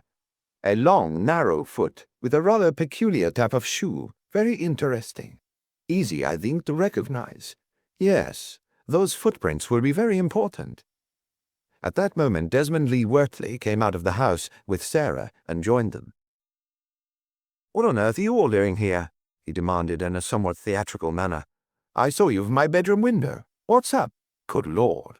What's this? It looks like—" "Exactly," said Hercule Poirot. "It looks like murder, does it not?" Sarah gave a gasp, and then shot a quick, suspicious glance at the two boys. "What, you mean someone's killed the girl?" "What's her name? Bridget?" demanded Desmond. "Who on earth would want to kill her? It's unbelievable." "There are many things that are unbelievable," said Poirot. "Especially before breakfast, is it not? That is what one of your classics says. 6 impossible things before breakfast." He added, "Please wait here, all of you." Carefully making a circuit, he approached Bridget and bent for a moment down over the body. Colin and Michael were now both shaking with suppressed laughter. Sarah joined them, murmuring, "What have you two been up to?" "Good old Bridget," whispered Colin. "Isn't she wonderful? Not a twitch." "I've never seen anything look so dead as Bridget does," whispered Michael. Hercule Poirot straightened up again. "This is a terrible thing," he said. His voice held an emotion it had not held before. Overcome by mirth, Michael and Colin both turned away. In a choked voice, Michael said, "What? What must we do?" "There is only one thing to do," said Poirot. "We must send for the police. Will one of you telephone, or would you prefer me to do it?" "I think," said Colin, what about it, Michael?" "Yes," said Michael. I think the jig's up now." He stepped forward. For the first time, he seemed a little unsure of himself. "Look, I'm awfully sorry," he said. "I hope you won't mind too much. It was a sort of joke for Christmas and all that. We thought we'd, lay on a murder for you." "You thought you would lay on a murder for me?" Then this... It's just a show we put on," explained Colin, to make you feel at home, you know." "Aha," said Poirot. "I understand. You make of me the April Fool, is that it? But today is not April the 1st. It is December the 26th. "Well, I suppose we oughtn't to have done it, really," said Colin, "but you don't mind very much, do you, Monsieur Poirot?" "Come on, Bridget," he called. "Get up. You must be half frozen to death already." The figure in the snow, however, did not stir. "It is odd," said Hercule Poirot. "She does not seem to hear you." He looked thoughtfully at them. "It is a joke, you say?" "You are sure this is a joke?" "Why, yes." Colin spoke uncomfortably. We didn't mean any harm." "But why then does Mademoiselle Bridget not get up?" "I can't imagine," said Colin. "Oh, come on, Bridget," said Sarah impatiently. "Don't go on lying there playing the fool." "We really are very sorry, Monsieur Poirot," said Colin apprehensively. "We do really apologize." "You need not apologize," said Poirot in a peculiar tone. "What do you mean?" Colin stared at him. He turned again. Bridget, what's the matter? Why doesn't she get up? Why does she go on lying there?" Poirot beckoned to Desmond. "You, Mr. Lee Wortley, come here." Desmond joined him. "Feel her pulse," said Poirot. Desmond Lee Wortley bent down. He touched the arm, the wrist. "Well, there's no pulse." He stared at Poirot. "Her arm's still. Good God, she really is dead." Poirot nodded. "Yes, she is dead," he said. "Someone has turned the comedy into a tragedy." "Or someone? Who?" "There is a set of footprints going and returning. A set of footprints that bears a strong resemblance to the footprints you have just made, Mr. Lee Wortley, coming from the path to this spot." Desmond Lee Wortley wheeled round. "What on earth? Are you accusing me? Me? You're crazy. Why on earth should I want to kill the girl? Ah, why, I wonder. Let us see." He bent down and very gently prized open the stiff fingers of the girl's clenched hand. Desmond drew a sharp breath. He gazed down unbelievingly. In the palm of the dead girl's hand was what appeared to be a large ruby. "It's that damn thing out of the pudding," he cried. "Is it?" said Poirot. "Are you sure?" "Well, of course it is." With a swift movement, Desmond bent down and plucked the red stone out of Bridget's hand. "You should not do that," said Poirot reproachfully. "Nothing should have been disturbed." "Well, I haven't disturbed the body, have I? But this thing might get lost and its evidence. The great thing is to get the police here as soon as possible. I'll go at once and telephone."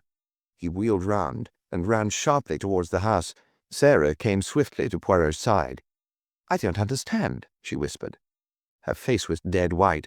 "I don't understand." She caught at Poirot's arm. "What did you mean about the footprints?" "Look for yourself, mademoiselle." The footprints that led to the body and back again were the same as the ones just made accompanying Poirot to the girl's body and back. "You mean that it was Desmond?" "Nonsense." Suddenly, the noise of a car came through the clear air. They wheeled round. They saw the car clearly enough, driving at a furious pace down the drive, and Sarah recognized what car it was. "It's Desmond," she said. "It's Desmond's car. He must have gone to fetch the police instead of telephoning." Diana Middleton came running out of the house to join them. "What's happened?" she cried in a breathless voice. "Desmond just came rushing into the house. He said something about Bridget being killed, then he rattled the telephone, but it was dead. He couldn't get an answer. He said the wires must have been cut. He said the only thing was to take a car and go for the police." "Why the police?" Poirot made a gesture. "Bridget?" Diana stared at him. "Oh, but surely.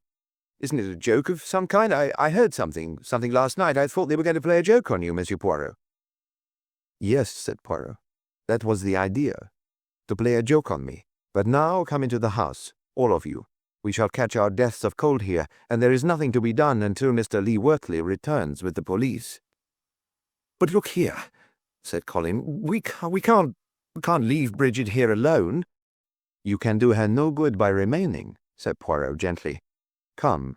It is a very sad tragedy, but there is nothing we can do any more to help Mademoiselle Bridget. So let us come in and get warm and have perhaps a cup of tea or of coffee."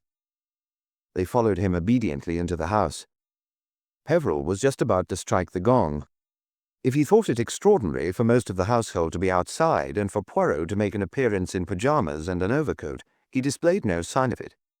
Peveril, in his old age, was still the perfect butler.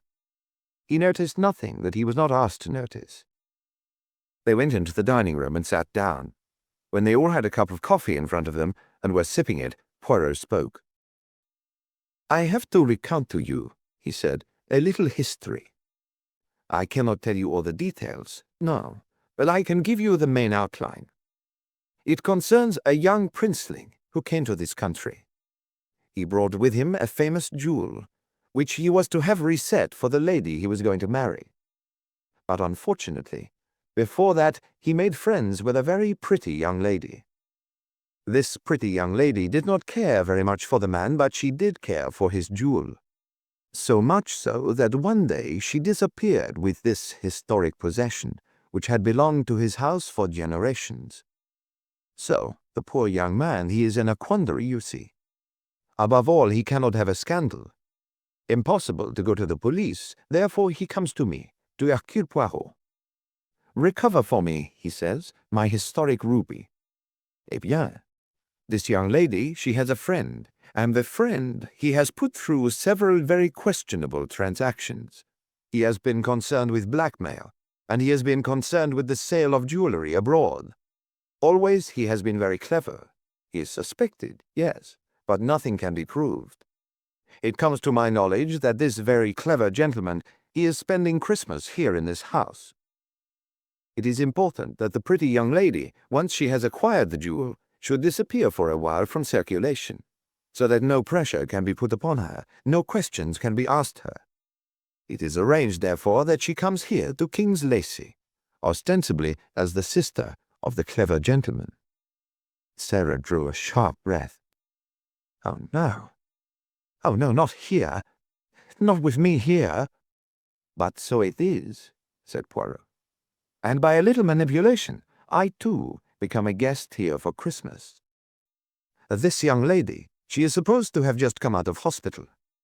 She is much better when she first arrives here, but then comes the news that I, too, arrive, a detective, a well-known detective. At once, she has what you call the wind-up.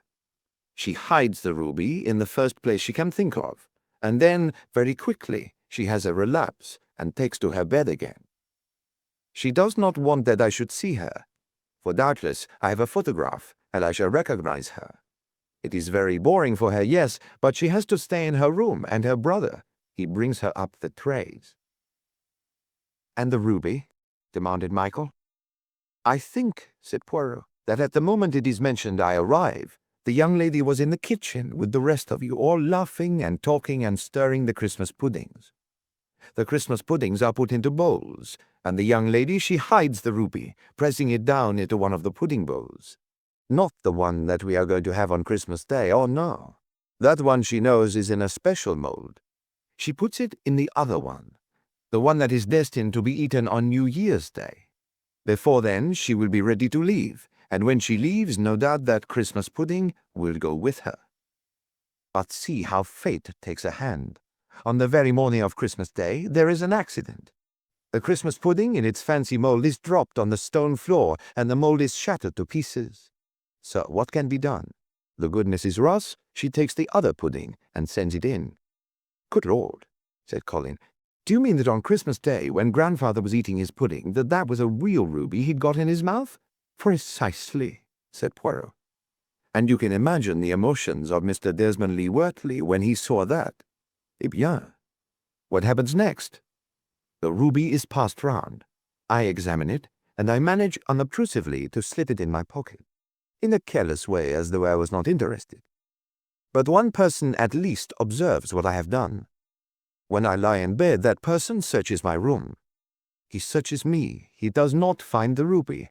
Why? Well, because, said Michael breathlessly, you'd given it to Bridget. That's what you mean, and so that's why... But I don't understand quite. I mean, look here, what did happen? Poirot smiled at him. Come now into the library, he said, and look out of the window, and I will show you something that may explain the mystery. He led the way, and they followed him. Consider once again, said Poirot, the scene of the crime. He pointed out of the window. A simultaneous gasp broke from the lips of all of them. There was no body lying on the snow. No trace of the tragedy seemed to remain except a mass of scuffled snow. It wasn't all a dream, was it? Said Colin faintly. Has somebody taken the body away? Ah, said Poirot, you see, the mystery of the disappearing body. He nodded his head, and his eyes twinkled gently. Good Lord, cried Michael. Monsieur Poirot, you haven't... Oh, look here, he's been having us on all this time. Poirot twinkled more than ever. It is true, my children. I also have had my little joke. I knew about your little plot, you see, and so I arranged a counterplot of my own. Ah, voila!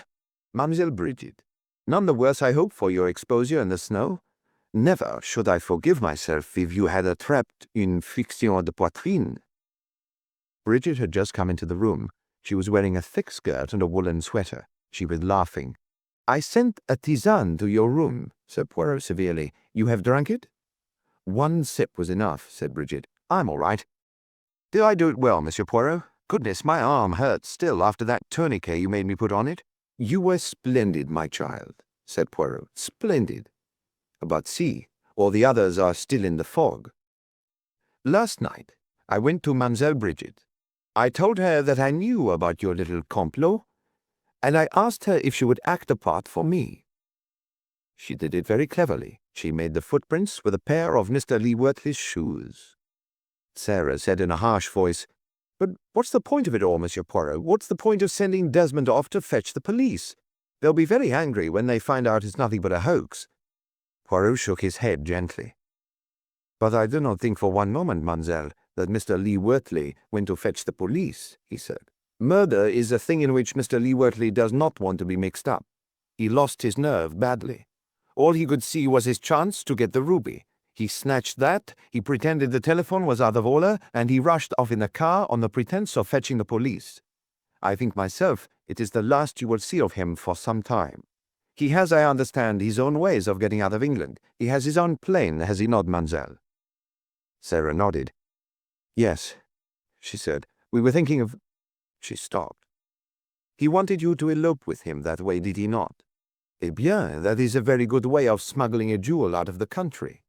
When you are eloping with a girl, and that fact is publicized, then you will not be suspected of also smuggling a historic jewel out of the country. Oh yes, that would have made a very good camouflage. I don't believe it, said Sarah. I don't believe a word of it. Then ask his sister, said Poirot, gently nodding his head over her shoulder. Sarah turned her head sharply. A platinum blonde stood in the doorway. She wore a fur coat and was scowling. She was clearly in a furious temper. Sister, my foot, she said, with a short, unpleasant laugh. That swine's no brother of mine. So he's beaten it, has he? Left me to carry the can. The whole thing was his idea. He put me up to it. Said it was money for jam. They'd never prosecute because of the scandal. I could always threaten to say that Ali had given me his historic jewel. Des and I were to have shared the swag in Paris. Now the swine runs out on me. I'd like to murder him. She switched abruptly. The sooner I get out of here... Can someone telephone for a taxi? A car is waiting at the front door to take you to the station, mademoiselle, said Poirot. Think of everything, don't you? Most things, said Poirot complacently. But Poirot was not to get off so easily. When he returned to the dining room after assisting the spurious Miss Lee Wortley into the waiting car, Colin was waiting for him. There was a frown on his boyish face. But look here, Monsieur Poirot. What about the ruby? Do you mean to say that you've let him get away with it? Poirot's face fell. He twirled his moustaches. He seemed ill at ease. I shall recover it yet, he said weakly. There are other ways. I shall still... Well, I do think, said Michael, to let that swine get away with the ruby. Bridget was sharper. He's having us on again, she cried. You are, aren't you, Monsieur Poirot? Shall we do a final conjuring trick, mademoiselle? Feel in my left-hand pocket. Bridget thrust her hand in. She drew it out again with a scream of triumph and held aloft a large ruby, blinking in crimson splendor. You comprehend, explained Poirot. The one that was clasped in your hand was a paste replica. I brought it from London, in case it was possible to make a substitute. You understand, we do not want the scandal. Monsieur Desmond will try and dispose of that ruby in Paris or in Belgium or wherever it is that he has his contacts. And then it will be discovered that the stone is not real. What could be more excellent? All finishes happily. The scandal is avoided. My princeling receives his ruby back again. He returns to his country and makes a sober and we hope a happy marriage. All ends well. Except for me, murmured Sarah under her breath. She spoke so low that no one heard her but Poirot. He shook his head gently. You are in error, Mademoiselle Sarah, in what you say there. You have gained experience. All experience is valuable. Ahead of you, I prophesy there lies happiness. Well, that's what you say, said Sarah. But look here, Monsieur Poirot, Colin was frowning. How did you know about the show we were going to put on for you?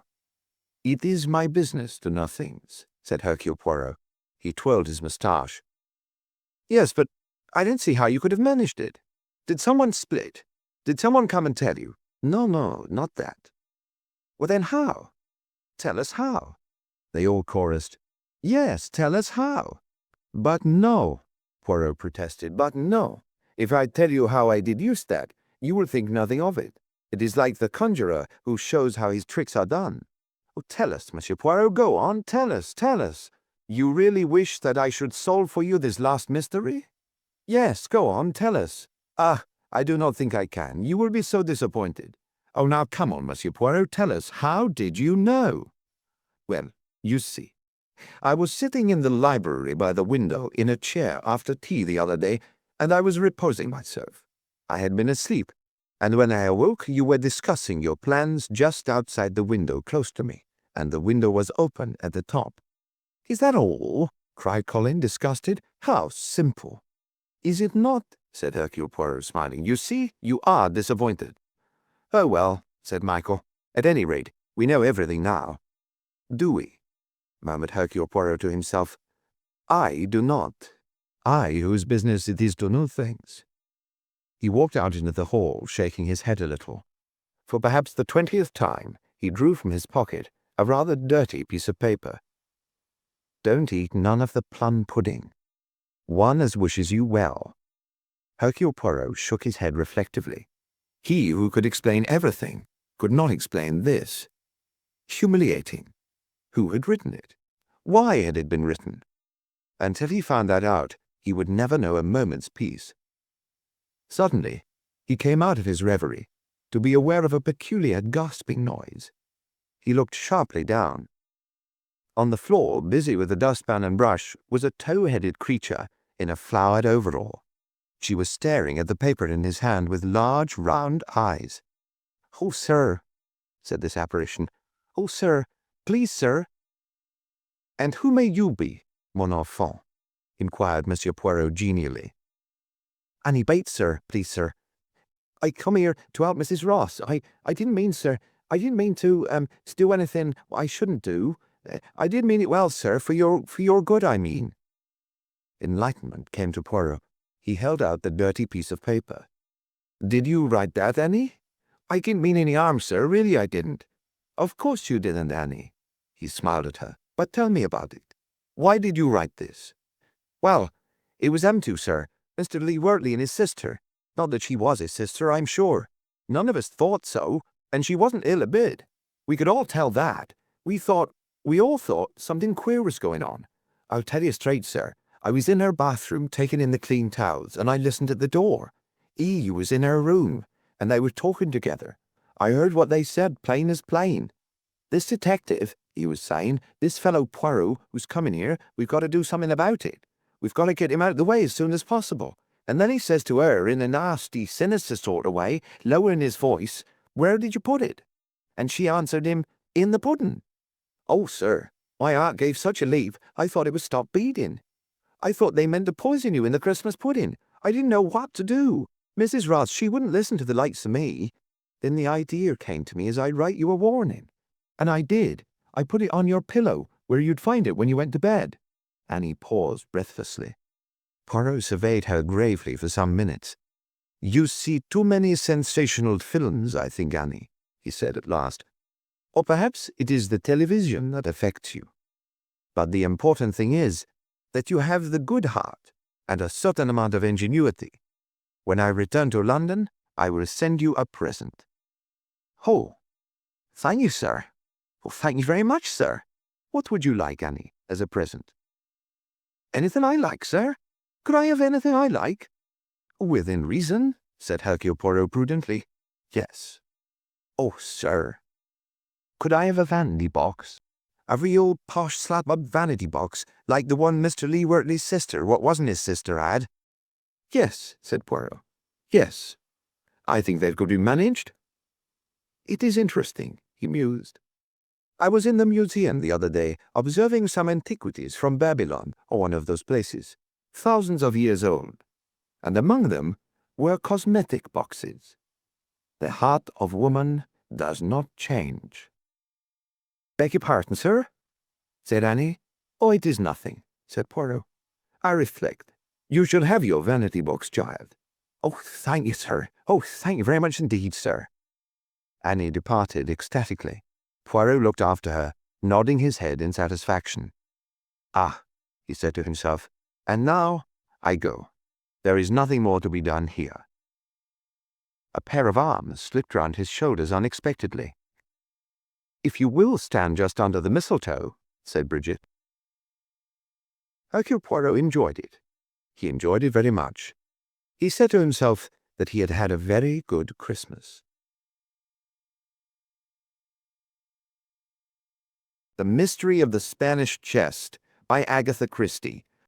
Punctual to the moment, as always, Hercule Poirot entered the small room where Miss Lemon, his efficient secretary, awaited her instructions for the day. At first sight, Miss Lemon seemed to be composed entirely of angles, thus satisfying Poirot's demand for symmetry. Not that where women were concerned Hercule Poirot carried his passion for geometrical precision so far. He was, on the contrary, old-fashioned. He had a continental prejudice for curves. It might be said for voluptuous curves. He liked women to be women. He liked them lush, highly colored, exotic. There had been a certain Russian countess, but that was long ago now, a folly of earlier days. But Miss Lemon he had never considered as a woman. She was a human machine, an instrument of precision. Her efficiency was terrific. She was 48 years of age, and was fortunate enough to have no imagination whatever. "Good morning, Miss Lemon." "Good morning, Mr. Poirot." Poirot sat down, and Miss Lemon placed before him the morning's mail, neatly arranged in categories. She resumed her seat, and sat with pad and pencil at the ready. But there was to be this morning a slight change in routine. Poirot had brought in with him the morning newspaper, and his eyes were scanning it with interest. The headlines were big and bold. Spanish chest mystery. Latest developments. You have read the morning papers, I presume, Miss Lemon? Yes, Mr. Poirot. The news from Geneva is not very good. Poirot waved away the news from Geneva in a comprehensive sweep of the arm. A Spanish chest, he mused. Can you tell me, Miss Lemon, what exactly is a Spanish chest? Well, I suppose, Mr. Poirot, that it is a chest that came originally from Spain. One might reasonably suppose so. You have, then, no expert knowledge? Well, they are usually of the Elizabethan period, I believe. Large, and with a good deal of brass decoration on them. They look very nice when well kept and polished. My sister bought one at a sale. She keeps household linen in it. It looks very nice. I am sure that in the house of any sister of yours all the furniture would be well kept, said Poirot, bowing gracefully. Miss Lemon replied sadly that servants did not seem to know what elbow grease was nowadays. Poirot looked a little puzzled, but decided not to inquire into the inward meaning of the mysterious phrase, elbow grease. He looked down again at the newspaper, conning over the names. Major Rich, Mr. and Mrs. Clayton, Commander McLaren, Mr. and Mrs. Spence. Names, nothing but names to him, yet all possessed of human personalities, hating, loving, fearing. A drama, this, in which he, Hercule Poirot, had no part. And he would have liked to have had a part in it. 6 people at an evening party, in a room with a big Spanish chest against the wall.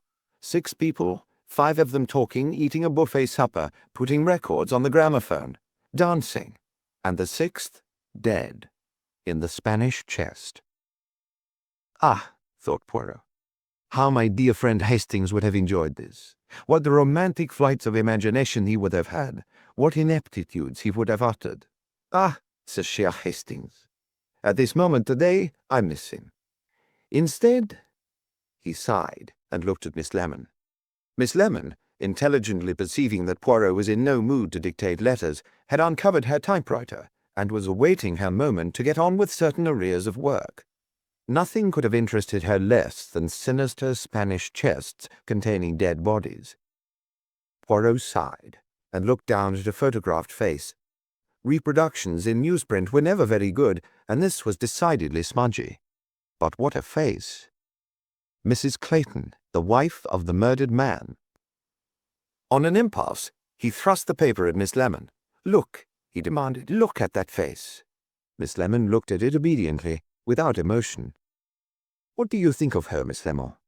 "That is Mrs. Clayton." Miss Lemon took the paper, glanced casually at the picture, and remarked, "She's a little like the wife of our bank manager when we lived in Croydon Heath." "Interesting," said Poirot.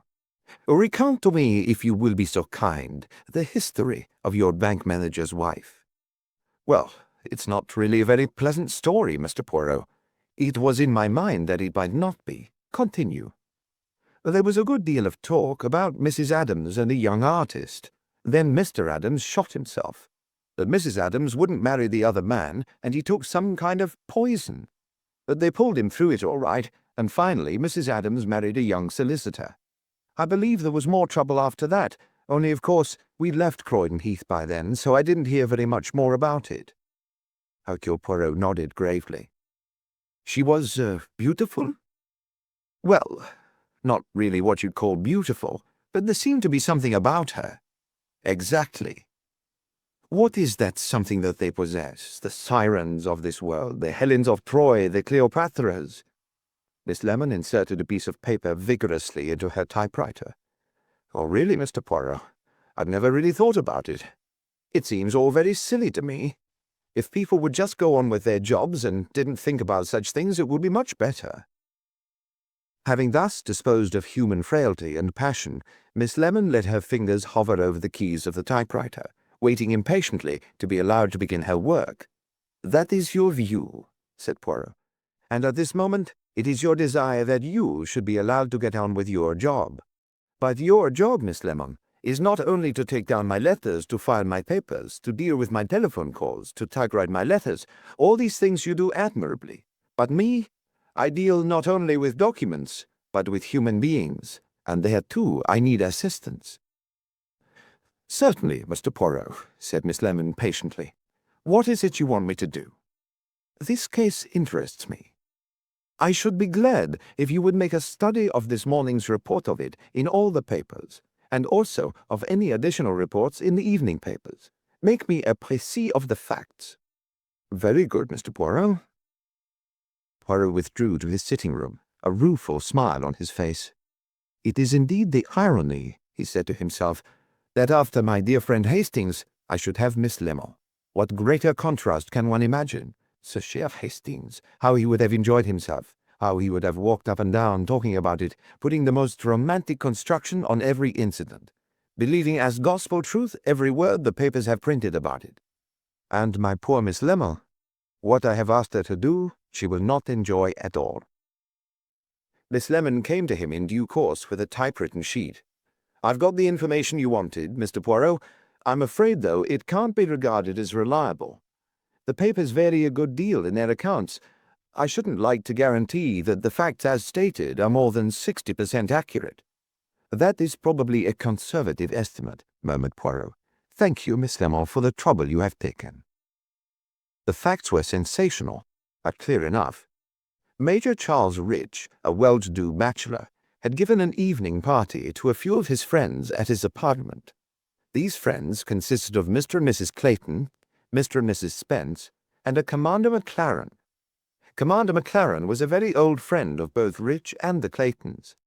Mr. and Mrs. Spence, a younger couple, were fairly recent acquaintances. Arnold Clayton was in the Treasury. Jeremy Spence was a junior civil servant. Major Rich was 48. Arnold Clayton was 55. Commander McLaren was 46. Jeremy Spence was 37.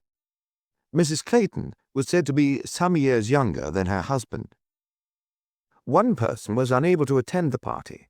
At the last moment, Mr. Clayton was called away to Scotland on urgent business, and was supposed to have left King's Cross by the 8:15 train. The party proceeded, as such parties do. Everyone appeared to be enjoying themselves. It was neither a wild party nor a drunken one. It broke up about 11:45. The four guests left together and shared a taxi. Commander McLaren was dropped first at his club, and then the Spences dropped Margarita Clayton at Cardigan Gardens, just off Sloane Street, and went on themselves to their house in Chelsea. The gruesome discovery was made on the following morning by Major Rich's manservant, William Burgess. The latter did not live in. He arrived early, so as to clear up the sitting-room before calling Major Rich with his early morning tea. It was whilst clearing up that Burgess was startled to find a big stain discolouring the light-coloured rug on which stood the Spanish chest. It seemed to have seeped through from the chest, and the valet immediately lifted up the lid of the chest and looked inside. He was horrified to find there the body of Mr. Clayton, stabbed through the neck. Obeying his first impulse, Burgess rushed out into the street and fetched the nearest policeman. Such were the bald facts of the case. But there were further details. The police had immediately broken the news to Mrs. Clayton, who had been completely prostrated. She had seen her husband for the last time at a little after 6 o'clock on the evening before. He had come home much annoyed, having been summoned to Scotland on urgent business in connection with some property that he owned. He had urged his wife to go to the party without him. Mr. Clayton had then called in at his and Commander McLaren's club, had had a drink with his friend, and had explained the position. He had then said, looking at his watch, that he had just time on his way to King's Cross to call in on Major Rich and explain. He had already tried to telephone him, but the line had seemed to be out of order. According to William Burgess, Mr. Clayton arrived at the flat at about 7:55. Major Rich was out, but was due to return any moment, so Burgess suggested that Mr. Clayton should come in and wait. Clayton said he had no time, but would come in and write a note. He explained that he was on his way to catch a train at King's Cross. The valet showed him into the sitting-room, and himself returned to the kitchen, where he was engaged in the preparation of canapes for the party. The valet did not hear his master return, but about 10 minutes later, Major Rich looked into the kitchen and told Burgess to hurry out and get some Turkish cigarettes, which were Mrs. Spence's favourite smoking. The valet did so, and brought them to his master in the sitting-room. Mr. Clayton was not there, but the valet naturally thought he had already left to catch his train. Major Rich's story was short and simple. Mr. Clayton was not in the flat when he himself came in, and he had no idea that he had been there. No note had been left for him, and the first he heard of Mr. Clayton's journey to Scotland was when Mrs. Clayton and the others arrived. There were 2 additional items in the evening papers. Mrs. Clayton, who was prostrated with shock, had left her flat in Cardigan Gardens and was believed to be staying with friends. The second item was in the stop press. Major Charles Rich had been charged with the murder of Arnold Clayton, and had been taken into custody. "So, that is that," said Poirot, looking up at Miss Lemon. "The arrest of Major Rich was to be expected. But what a remarkable case! What a very remarkable case! Do you not think so?" "Well, I suppose such things do happen, Mr. Poirot," said Miss Lemon, without interest. "Oh, certainly. They happen every day, or nearly every day, but usually they are quite understandable, though distressing. It's certainly a very unpleasant business. To be stabbed to death and stowed away in a Spanish chest is certainly unpleasant for the victim, supremely so. But when I say this is a remarkable case, I refer to the remarkable behavior of Major Rich." Miss Lemon said with faint distaste, "There seems to be a suggestion that Major Rich and Mrs. Clayton were very close friends. It was a suggestion and not a proved fact, so I did not include it." "That was very correct of you. But it is an inference that leaps to the eye. Is that all you have to say?" Miss Lemon looked blank. Poirot sighed, and missed the rich, colourful imagination of his friend Hastings. Discussing a case with Miss Lemon was uphill work. "Consider for a moment this Major Rich. He is in love with Mrs. Clayton, granted. He wants to dispose of her husband, that too we grant. Though, if Mrs. Clayton is in love with him, and they are having the affair together, where is the urgency? It is perhaps that Mr. Clayton will not give his wife the divorce. But it is not of all this that I talk. Major Rich, he is a retired soldier, and it is said sometimes that soldiers are not brainy, but tout de même. This Major Rich, can he be a complete imbecile? Miss Lemon did not reply. She took this to be a purely rhetorical question. Well, demanded Poirot, what do you think about it all? Oh, what do I think? Miss Lemon was startled. Mais oui, you. Miss Lemon adjusted her mind to the strain put upon it. She was not given to mental speculation of any kind unless asked for it. In such leisure moments as she had, her mind was filled with the details of a superlatively perfect filing system. It was her only mental recreation. Well, she began, and paused. Tell me just what happened. What do you think happened on that evening? Mr. Clayton is in the sitting room writing a note. Major Rich comes back. What then? Well, he finds Mr. Clayton there. I suppose they have a quarrel. Major Rich stabs him. Then, when he sees what he has done, he puts the body in the chest. After all, the guests, I suppose, might be arriving any minute. Yes, the guests arrive. The body is in the chest. The evening passes. The guests depart. And then? Well, then I suppose Major Rich goes to bed and... Oh. Ah, said Poirot, you see it now. You have murdered a man. You have concealed his body in a chest, and then you go peacefully to bed, quite unperturbed by the fact that your valet will discover the crime in the morning? Well, I suppose it is possible that the valet might never have looked inside the chest, with an enormous pool of blood on the carpet underneath it. Perhaps Major Rich didn't realize the blood was there. Was it not somewhat careless of him not to look and see? I dare say he was upset, said Miss Lemon. Poirot threw up his hands in despair. Miss Lemon seized the opportunity to hurry from the room. The mystery of the Spanish chest was, strictly speaking, no business of Poirot's. He was engaged at the moment in a delicate mission for one of the large oil companies, where one of the high-ups was possibly involved in some questionable transaction. It was hush-hush, important and exceedingly lucrative. It was sufficiently involved to command Poirot's attention, and had the great advantage that it required very little physical activity. It was sophisticated and bloodless. Crime at the highest levels. The mystery of the Spanish chest was dramatic and emotional, two qualities which Poirot had often declared to Hastings could be much overrated, and indeed frequently were so by the latter.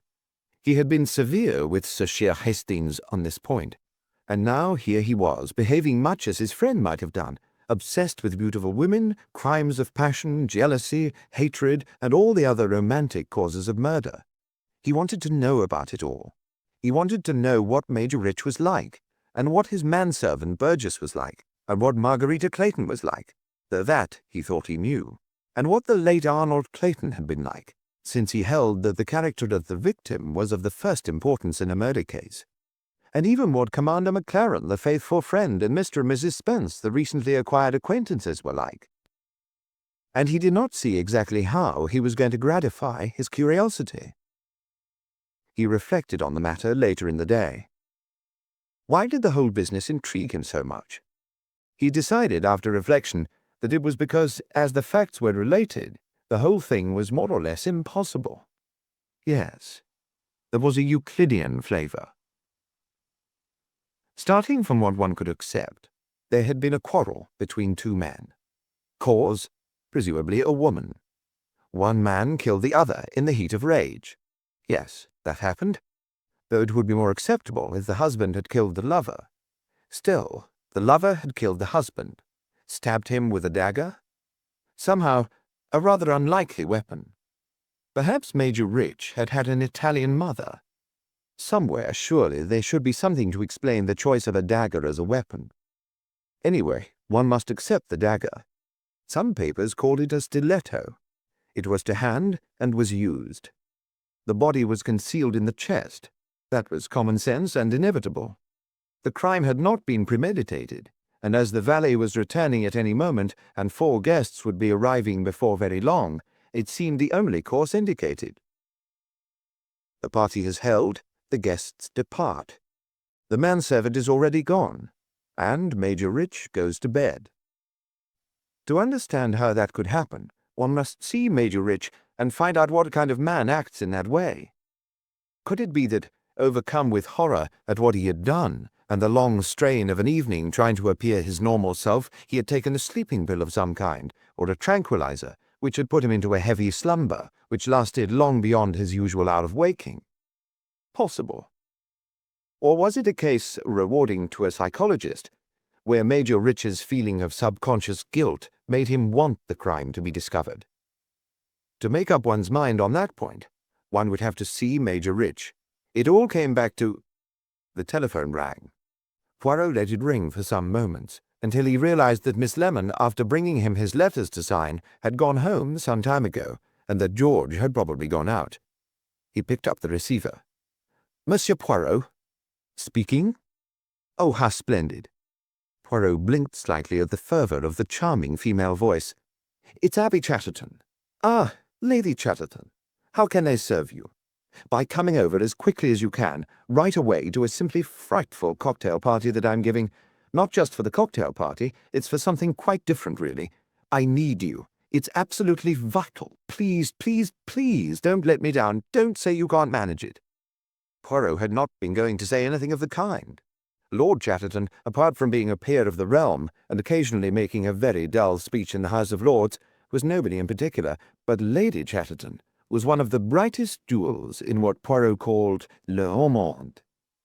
Everything she did or said was news. She had brains, beauty, originality, and enough vitality to activate a rocket to the moon. She said again, "I need you. Just give that wonderful moustache of yours a lovely twirl and come." It was not quite so quick as that. Poirot had first to make a meticulous toilet.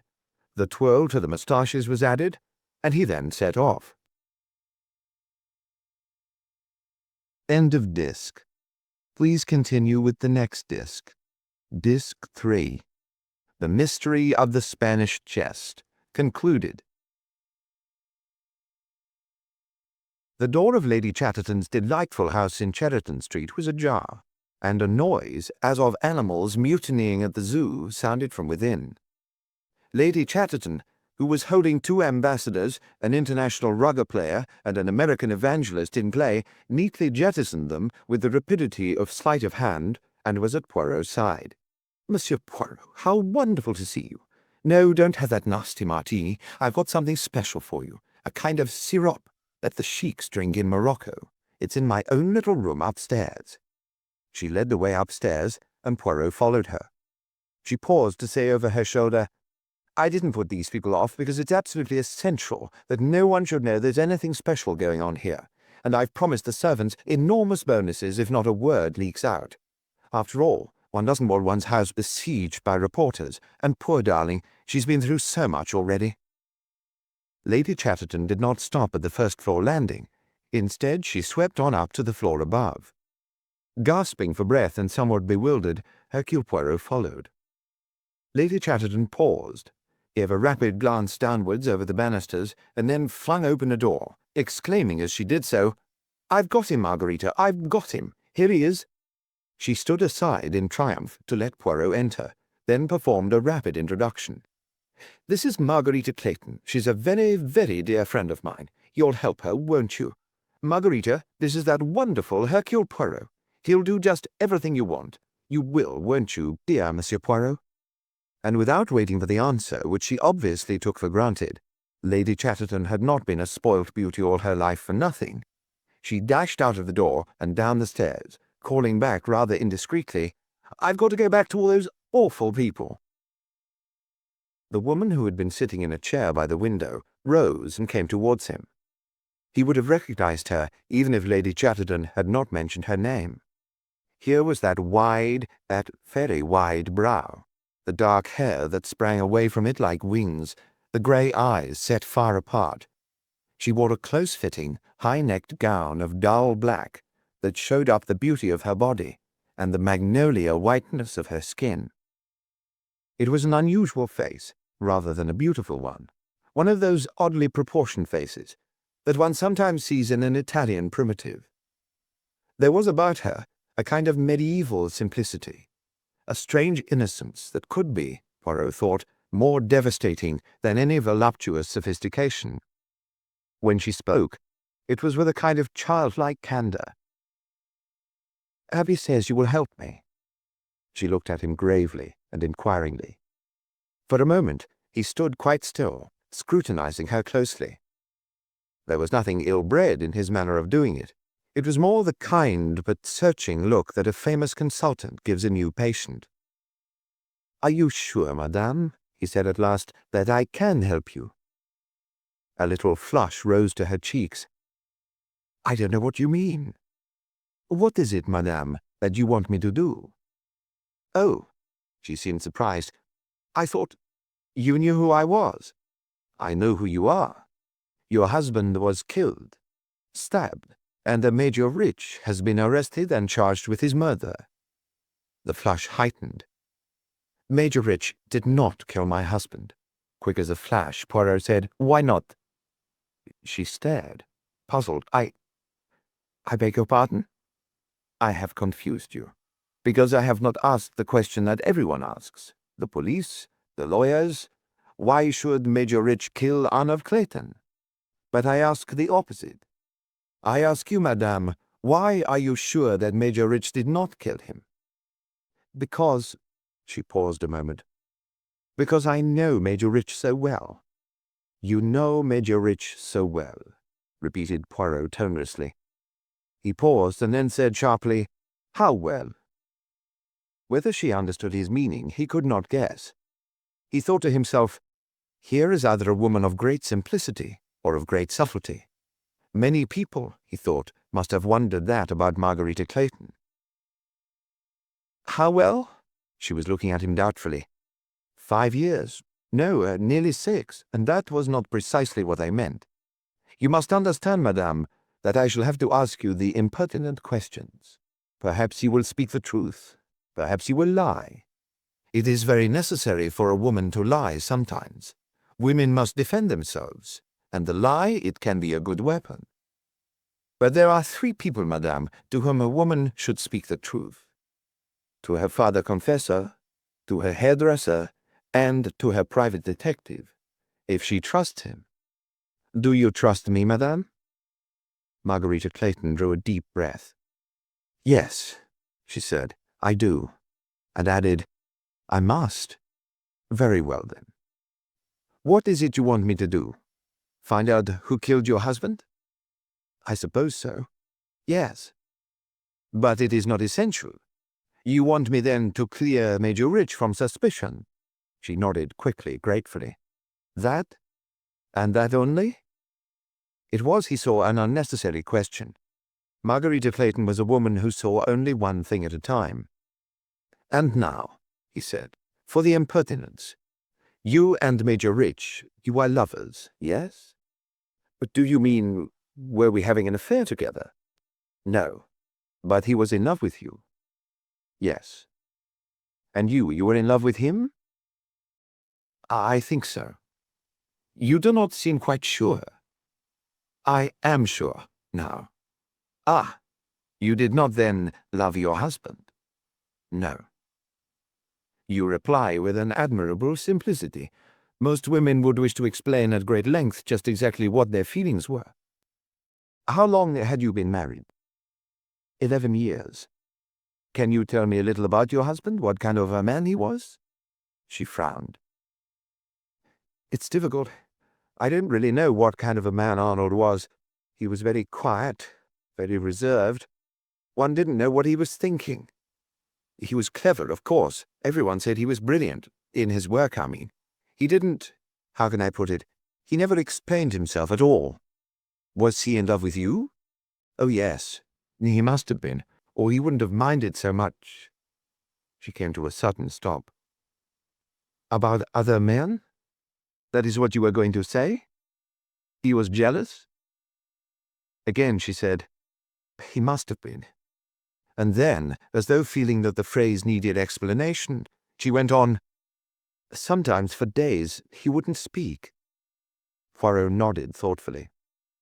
"This violence that has come into your life, Is it the first that you have known? Violence? She frowned and then flushed. Is it... Do you mean that poor boy who shot himself? Yes, said Poirot. I expect that is what I mean. I'd no idea he felt like that. I was sorry for him. He seemed so shy, so lonely. He must have been very neurotic, I think. And there were two Italians, a duel. It was ridiculous. Anyway, nobody was killed, thank goodness. And honestly, I didn't care about either of them.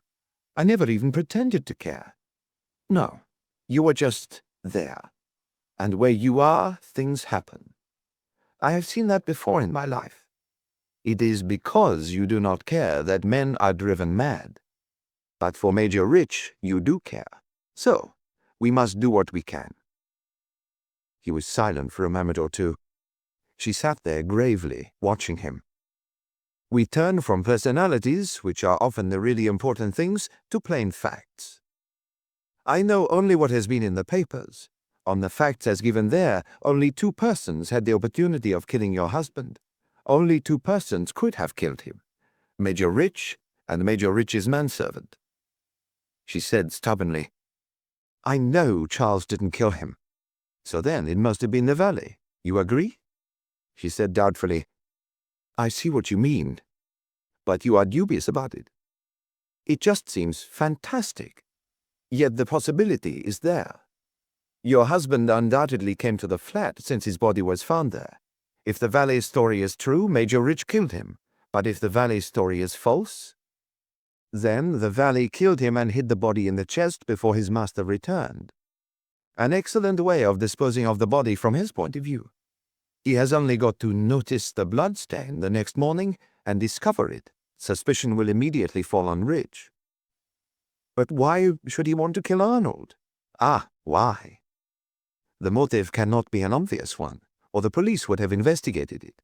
It is possible that your husband knew something to the valet's discredit, and was about to acquaint Major Rich with the facts. Did your husband ever say anything to you about this man Burgess? She shook her head. Do you think he would have done so, if that had indeed been the case? She frowned. It's difficult to say. Possibly not. Arnold never talked much about people. I told you he was reserved. He was never a chatty man. He was a man who kept his own counsel, yes. Now, what is your opinion of Burgess? He's not the kind of man you notice very much. A fairly good servant. Adequate, but not polished. What age? About 37 or 8, I should think. He'd been a backman in the army during the war, but he wasn't a regular soldier.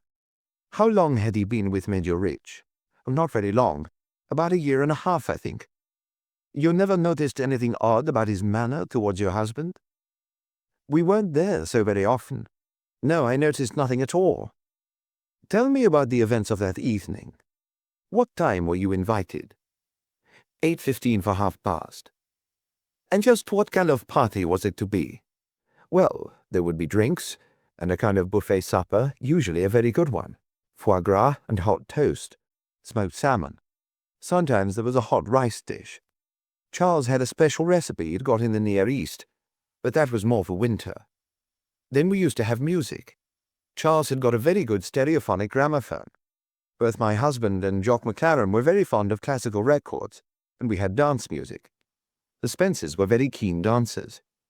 It was that sort of thing, a quiet, informal evening. Charles was a very good host. And this particular evening, it was like other evenings there? You noticed nothing unusual, nothing out of place? Out of place? She frowned for a moment. When you say that, No, it's gone. There was something... She shook her head again. No. To answer your question, there was nothing unusual at all about that evening. We enjoyed ourselves. Everybody seemed relaxed and happy. She shivered. And to think that all the time... Poirot held up a quick hand. Do not think. This business that took your husband to Scotland. How much do you know about that? Well, not very much. There was some dispute over the restrictions on selling a piece of land which belonged to my husband.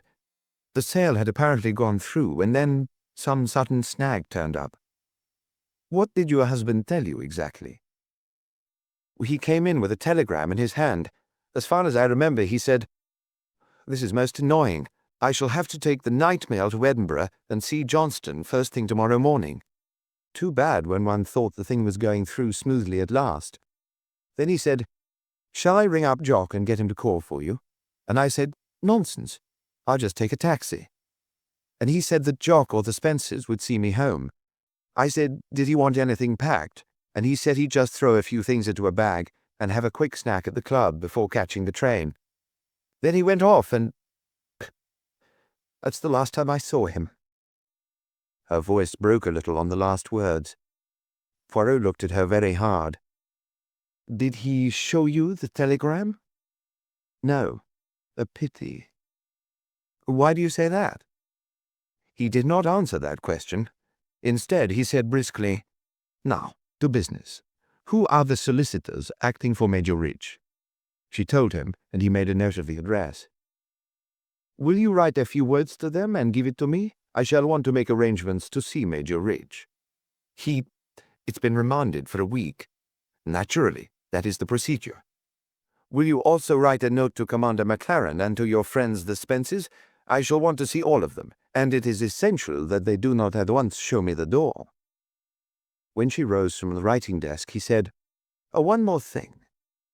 I shall register my own impressions, but I also want yours, of Commander McLaren, and of Mr. and Mrs. Spence. Jock is one of our oldest friends. I've known him ever since I was a child. He appears to be quite a dour person, but he's really a dear. Always the same, always to be relied upon. He's not gay and amusing, but he's a tower of strength. Both Arnold and I relied on his judgment a lot." "And he also is doubtless in love with you." Poirot's eyes twinkled slightly. "Oh, yes," said Margarita happily. "He's always been in love with me, but by now it's become a kind of habit." "And the Spencers? Oh, they're amusing and very good company. Linda Spence is really rather a clever girl. Arnold enjoyed talking with her. She's attractive, too." "You are friends?" "She and I? In a way. I don't know that I really like her. She's too malicious." "And her husband?" "Oh, Jeremy is delightful. Very musical. Knows a good deal about pictures, too. He and I go to picture shows a good deal together." "Ah, well, I shall see for myself." He took her hand in his. "I hope, madame, you will not regret asking for my help." "Well, why should I regret it?" Her eyes opened wide. "One never knows," said Poirot cryptically. "And I do not know," he said to himself as he went down the stairs. The cocktail party was in full spate, but he avoided being captured and reached the street. "No," he repeated. "I do not know." It was of Margarita Clayton he was thinking. That apparently childlike candor, that frank innocence, was it just that? Or did it mask something else? There had been women like that in medieval days, women on whom history had not been able to agree. He thought of Mary Stuart, the Scottish Queen. Had she known that night in Cocoa Fields of the deed that was to be done? Or was she completely innocent? Had the conspirators told her nothing? Was she one of those childlike, simple women who can say to themselves, "I do not know," and believe it? He felt the spell of Margarita Clayton, but he was not entirely sure about her. Such women could be, though innocent themselves, the cause of crimes. Such women could be, in intent and design, criminals themselves, though not in action. Theirs was never the hand that held the life. As to Margarita Clayton, no. He did not know. Hercule Poirot did not find Major Rich's solicitors very helpful. He had not expected to do so. They managed to indicate, though without saying so, that it would be in their client's best interest if Mrs. Clayton showed no sign of activity on his behalf. His visit to them was in the interests of correctness. He had enough pull with the Home Office and the CID to arrange his interview with the prisoner. Inspector Miller, who was in charge of the Clayton case, was not one of Poirot's favorites. He was not, however, hostile on this occasion, merely contemptuous. "Can't waste much time on the old dodderer," he had said to his assistant sergeant before Poirot was shown in. "Still, I'll have to be polite." "You'll really have to pull some rabbits out of a hat if you're going to do anything with this one, Monsieur Poirot," he remarked cheerfully. "Nobody else but Rich could have killed the bloke. Except the valet. Oh, I'll give you the valet as a possibility, that is, but you won't find anything there. No motives whatsoever." "You cannot be entirely sure of that. Motives are very curious things." "Well, he wasn't acquainted with Clayton in any way. He's got a perfectly innocuous past, and he seems to be perfectly right in his head. I don't know what more you want. I want to find out that Rich did not commit the crime. To please the lady, eh?" Inspector Miller grinned wickedly. "She's been getting at you, I suppose. Quite something, isn't she? Cherchez la femme with a vengeance.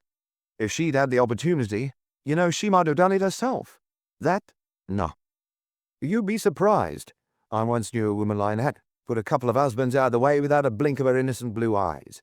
Broken-hearted each time, too. The jury would have acquitted her if they'd had half a chance, which they hadn't. The evidence being practically cast iron. Well, my friend, let us not argue. What I make so bold as to ask is a few reliable details on the facts. What a newspaper prints is news, but not always truth. Well, they have to enjoy themselves. What do you want?" "The time of death, as near as can be." "Which can't be very near, because the body wasn't examined until the following morning. Death is estimated to have taken place from 13 to 10 hours previously. That is, between 7 and 10 o'clock the night before. He was stabbed through the jugular vein. Death must have been a matter of moments." "And the weapon?" "A kind of Italian stiletto, quite small, razor-sharp. Nobody's ever seen it before, or knows where it comes from. But we shall know, in the end. It's a matter of time and patience." "It could not have been picked up in the course of a quarrel." "No. The valet says no such thing was in the flat." "What interests me is the telegram," said Poirot. "The telegram that called Arnold Clayton away to Scotland. Was that summons genuine?" "No. There was no hitch or trouble up there. The land transfer, or whatever it was proceeding normally." "Then who sent that telegram? I am presuming there was a telegram." "Well, there must have been. Not that we necessarily believe Mrs. Clayton, but Clayton told the valet he was called by wire to Scotland. And he also told Commander McLaren." "What time did he see Commander McLaren?" "Well, they had a snack together at their club. Combined services. That was at about 7:15. Then Clayton took a taxi to Rich's flat, arriving there just before 8 o'clock. After that—" Miller spread out his hands. "Anybody notice anything at all odd about Rich's manner that evening?" "Ah, well, you know what people are. Once a thing has happened, people think they noticed a lot of things I bet they never saw at all. Mrs. Spence now. She says he was distrait all the evening. Didn't always answer to the point. As though he had something on his mind. I'll bet he had, too, if he had a body in the chest, wondering how the hell to get rid of it." "Why didn't he get rid of it?" "Beats me. Lost his nerve, perhaps, but it was madness to leave it until the next day. He had the best chance he'd ever have that night. There's no night porter on. He could have got his car round, packed the body in the boot, it's a big boot, driven out in the country and parked it somewhere. He might have been seen getting the body into the car, but the flats are in a side street, and there's a courtyard you drive a car through. At, say, 3 in the morning, he had a reasonable chance. What does he do? Goes to bed. Sleeps late the next morning and wakes up to find the police in the flat. He went to bed and slept well, as an innocent man might do." "Have it that way if you like. But do you really believe that yourself?" "I shall have to leave that question until I have seen the man myself." "Think you know an innocent man when you see one? It's not so easy as that." "I know it is not easy, and I should not attempt to say I could do it. What I want to make up my mind about is whether the man is as stupid as he seems to be." Poirot had no intention of seeing Charles Rich until he had seen everyone else. He started with Commander McLaren. McLaren was a tall, swarthy, uncommunicative man. He had a rugged but pleasant face. He was a shy man, and not easy to talk to. But Poirot persevered. Fingering Margarita's note, McLaren said almost reluctantly, "Well, If Margarita wants me to tell you all I can, of course I'll do so. Don't know what there is to tell, though. You've heard it all already. But whatever Margarita wants, I've always done what she wanted, ever since she was 16. She's got a way with her, you know. I know, said Poirot. He went on. First, I should like you to answer a question quite frankly. Do you think Major Rich is guilty? Yes, I do. I wouldn't say so to Margarita, if she wants to think he's innocent, but I simply can't see it any other way. Hang it all, the fellow's got to be guilty. Was there a bad feeling between him and Mr. Clayton? Not in the least. Arnold and Charles were the best of friends. That's what makes the whole thing so extraordinary. Perhaps Major Rich's friendship with Mrs. Clayton. He was interrupted. Pah! All that stuff. All the papers slyly hinting at it. Damned innuendos. Mrs. Clayton and Rich were good friends, that's all. Margarita's got a lot of friends. I'm her friend, been one for years, and nothing the whole world mightn't know about it. Same with Charles and Margarita. You do not then consider that they were having an affair together? Certainly not. McLaren was wrathful. Don't go listening to that hellcat Spence woman. She'd say anything. But perhaps Mr. Clayton suspected there might be something between his wife and Major Rich. You can take it from me he did nothing of the sort. I'd have known if so. Arnold and I were very close. What sort of man was he? You, if anyone, should know. Well, Arnold was a quiet sort of chap. He was clever, quite brilliant, I believe. What they call a first-class financial brain. He was quite high up in the Treasury, you know. So I have heard. He read a good deal and he collected stamps. And he was extremely fond of music. He didn't dance or care much for going out.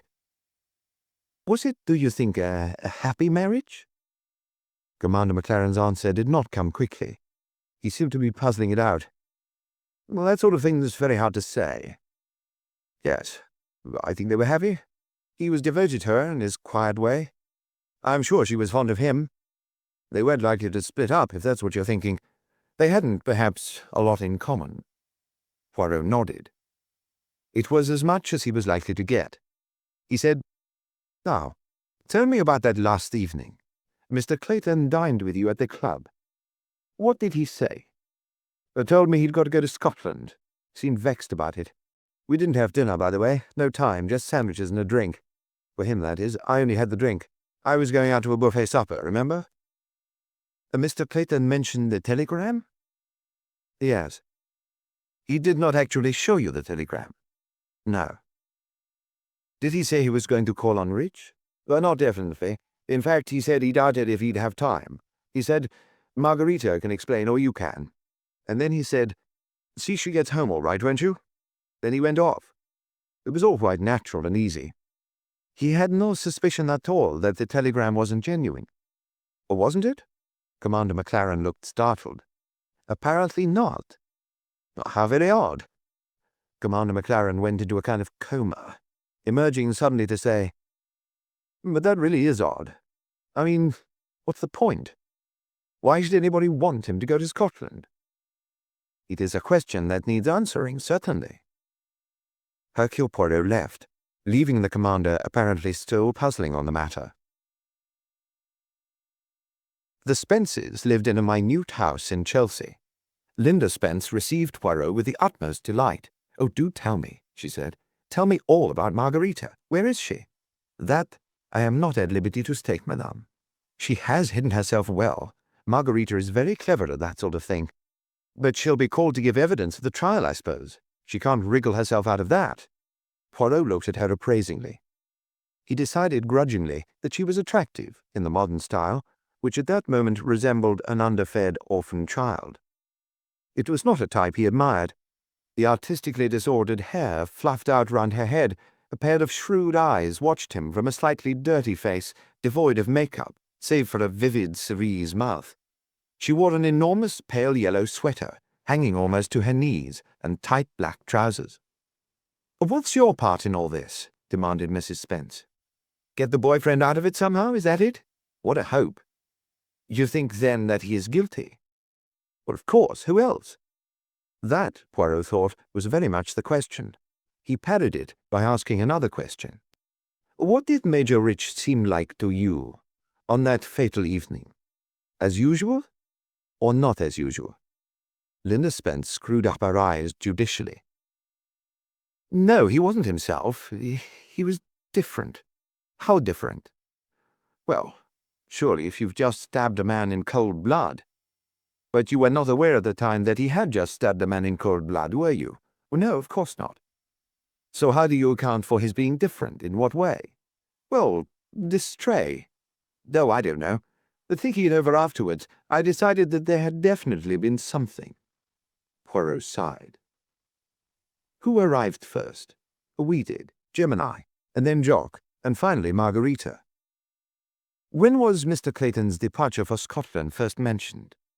"When Margarita came. She said to Charles, 'Arnold's terribly sorry. He's had to rush off to Edinburgh by the night train.' And Charles said, 'Oh, that's too bad.' And then Jock said, 'Sorry, thought you already knew.' Then we had drinks." "Major Rich at no time mentioned seeing Mr. Clayton that evening. He said nothing of his having called in on his way to the station." "Not that I heard." "It was strange, was it not?" said Poirot. "About that telegram." "What was strange?" "It was a fake. Nobody in Edinburgh knows anything about it." "So that's it. I wondered at the time. You have an idea about the telegram?" "Well, I should say it rather leaps to the eye." "How do you mean exactly?" "My dear man," said Linda, "don't play the innocent. Unknown hoaxer gets the husband out of the way. For that night, at all events, the coast is clear." "You mean that Major Rich and Mrs. Clayton planned to spend the night together?" "Well, you have heard of such things, haven't you?" Linda looked amused. "And the telegram was sent by one or other of them. It wouldn't surprise me." "Major Rich and Mrs. Clayton were having an affair together, you think?" "Let's say I shouldn't be surprised if they were. I don't know it for a fact." "Did Mr. Clayton suspect?" "Arnold was an extraordinary person. He was all bottled up, if you know what I mean. I think he did know, but he was the kind of man who would never have let on. Anyone would think he was a dry stick with no feelings at all, but I'm pretty sure he wasn't like that underneath. The queer thing is that I should have been much less surprised if Arnold had stabbed Charles than the other way about. I've an idea Arnold was really an insanely jealous person. That is interesting.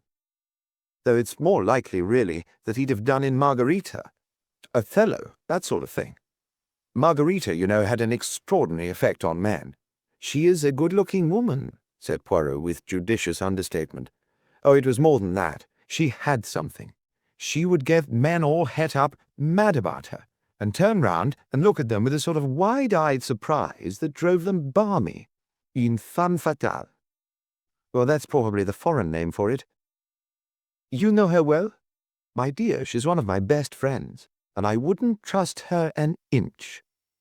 "Ah," said Poirot, and shifted the subject to Commander McLaren. "Jock, old faithful, oh, he's a pet. Born to be the friend of the family. He and Arnold were really close friends. I think Arnold unbent to him more than to anyone else. And of course he was Margarita's tame cat. He'd been devoted to her for years." "And was Mr. Clayton jealous of him, too?" "Jealous of Jock? What an idea! Margarita's genuinely fond of Jock, but she's never given him a thought of that kind. I don't think really that one ever would. I don't know why. It seems a shame. He's so nice." Poirot switched to consideration of the valet. But beyond saying vaguely that he mixed a very good sidecar, Linda Spence seemed to have no ideas about Burgess, and indeed seemed barely to have noticed him. But she was quite quick on the uptake. "You're thinking, I suppose, that he could have killed Arnold just as easily as Charles could?" "It seems to me madly unlikely." "That remark depresses me, madame. But then, it seems to me, though you will probably not agree, that it is madly unlikely. Not that Major Rich should kill Arnold Clayton, but that he should kill him in just the way he did." "Stiletto stuff? Yes. Definitely not in character. More likely the blunt instrument, or he might have strangled him, perhaps." Poirot sighed. "We are back at Othello, yes. Othello. You have given me there a little idea." "Have I? What?" There was the sound of a latchkey and an opening door. "Oh, here's Jeremy. Do you want to talk to him too?" Jeremy Spence was a pleasant-looking man of 30-odd, well-groomed and almost ostentatiously discreet. Mrs. Spence said that she had better go and have a look at a casserole in the kitchen, and went off, leaving the two men together. Jeremy Spence displayed none of the engaging candour of his wife. He was clearly disliking very much being mixed up in the case at all, and his remarks were carefully non-informative. They had known the Claytons some time, Rich not so well. Had seemed a pleasant fellow. As far as he could remember, Rich had seemed absolutely as usual on the evening in question. Clayton and Rich always seemed on good terms. The whole thing seemed quite unaccountable. Throughout the conversation, Jeremy Spence was making it clear that he expected Poirot to take his departure. He was civil, but only just so. "I am afraid," said Poirot, "that you do not like these questions." "Well, we've had quite a session of this with the police. I rather feel that's enough. We've told all we know or saw. Now, I'd like to forget it. You have my sympathy. It is most unpleasant to be mixed up in this. To be asked not only what you know or what you saw, but perhaps even what you think.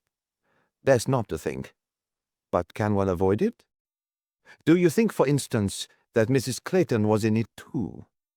Did she plan the death of her husband with Rich?" "Good Lord, no."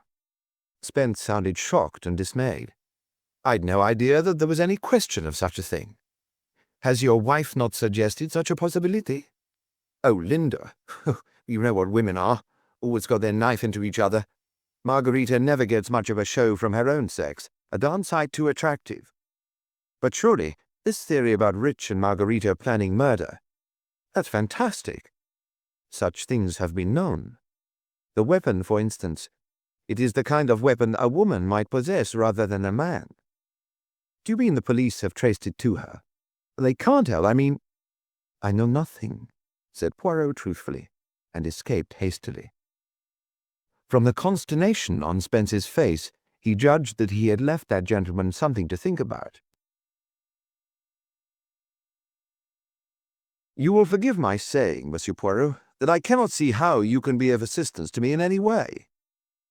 Poirot did not answer. He was looking thoughtfully at the man who had been charged with the murder of his friend Arnold Clayton. He was looking at the firm jaw, the narrow head, a lean, brown man, athletic and sinewy. Something of the greyhound about him, a man whose face gave nothing away, and who was receiving his visitor with a marked lack of cordiality. "I quite understand that Mrs. Clayton sent you to see me with the best intentions, but quite frankly, I think she was unwise. Unwise both for her own sake and mine." "You mean—" Rich gave a nervous glance over his shoulder, but the attendant warder was the regulation distance away. Rich lowered his voice. "They've got to find a motive for this ridiculous accusation. They'll try to bring that there was an association between Mrs. Clayton and myself. That, as I know Mrs. Clayton will have told you, is quite untrue. We are friends, nothing more. But surely it is advisable that she should make no move on my behalf." Hercule Poirot ignored the point. Instead, he picked out a word. "You said this ridiculous accusation, but it is not that, you know. I did not kill Arnold Clayton. Call it then a false accusation. Say the accusation is not true, but it is not ridiculous. On the contrary, it is highly plausible. You must know that very well. I can only tell you that to me it seems fantastic. Saying that will be of very little use to you. We must think of something more useful than that. I'm represented by solicitors. They have briefed, I understand, eminent counsel to appear for my defense. I cannot accept your use of the word we." Unexpectedly, Poirot smiled. "Ah," he said, in his most foreign manner, "that is the flea in the ear you give me. Very well, I go. I wanted to see you. I have seen you. Already I have looked up your career. You passed high up into Sandhurst. You passed into the Staff College, and so on and so on. I have made my own judgment of you today. You are not a stupid man." "And what has all that got to do with it?" "Everything. It is impossible that a man of your ability should commit a murder in the way this one was committed. Very well, you are innocent. Tell me now about your manservant, Burgess." Burgess? Yes. If you didn't kill Clayton, Burgess must have done so. The conclusion seems inescapable. But why? There must be a why. You are the only person who knows Burgess well enough to make a guess at it. Why, Major Rich? Why? I can't imagine. I simply can't see it. Oh, I've followed the same line of reasoning as you have. Yes. Burgess had opportunity. The only person who had, except myself. The trouble is, I just can't believe it. Burgess is not the sort of man you can imagine murdering anybody. What do your legal advisers think? Rich's lips set in a grim line. My legal advisers spend their time asking me in a persuasive way if it isn't true that I have suffered all my life from blackouts when I don't really know what I'm doing. As bad as that, said Poirot. Well, perhaps we shall find it is Burgess who is subject to blackouts. It is always an idea. The weapon now. They showed it to you and asked you if it was yours? It was not mine. I'd never seen it before. It was not yours, no. But are you quite sure you had never seen it before? No. There was a faint hesitation. It's a kind of ornamental toy, really. One sees things like that lying about in people's houses. In a woman's drawing room, perhaps. Perhaps in Mrs. Clayton's drawing room? Certainly not. The last word came out loudly, and the warder looked up. Très bien. Certainly not. And there is no need to shout. But somewhere, at some time, you have seen something very like it, eh? I am right? I do not think so. In some curio shop, perhaps. Ah, very likely. Poirot rose. I take my leave. And now, said Hercule Poirot, for Burgess. Yes, at long last, for Burgess. He had learnt something about the people in the case from themselves and from each other, but nobody had given him any knowledge of Burgess. No clue, no hint of what kind of a man he was. When he saw Burgess, he realized why. The valet was waiting for him at Major Rich's flat, apprised of his arrival by a telephone call from Commander McLaren. I am Monsieur Hercule Poirot.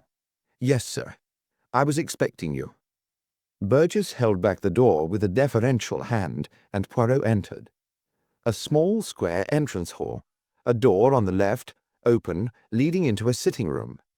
Burgess relieved Poirot of his hat and coat and followed him into the sitting room. Ah, said Poirot, looking round. It was here, then, that it happened? Yes, sir. A quiet fellow, Burgess, white-faced, a little weedy, awkward shoulders and elbows, a flat voice with a provincial accent that Poirot did not know, from the East Coast, perhaps? Rather a nervous man, perhaps, but otherwise no definite characteristics.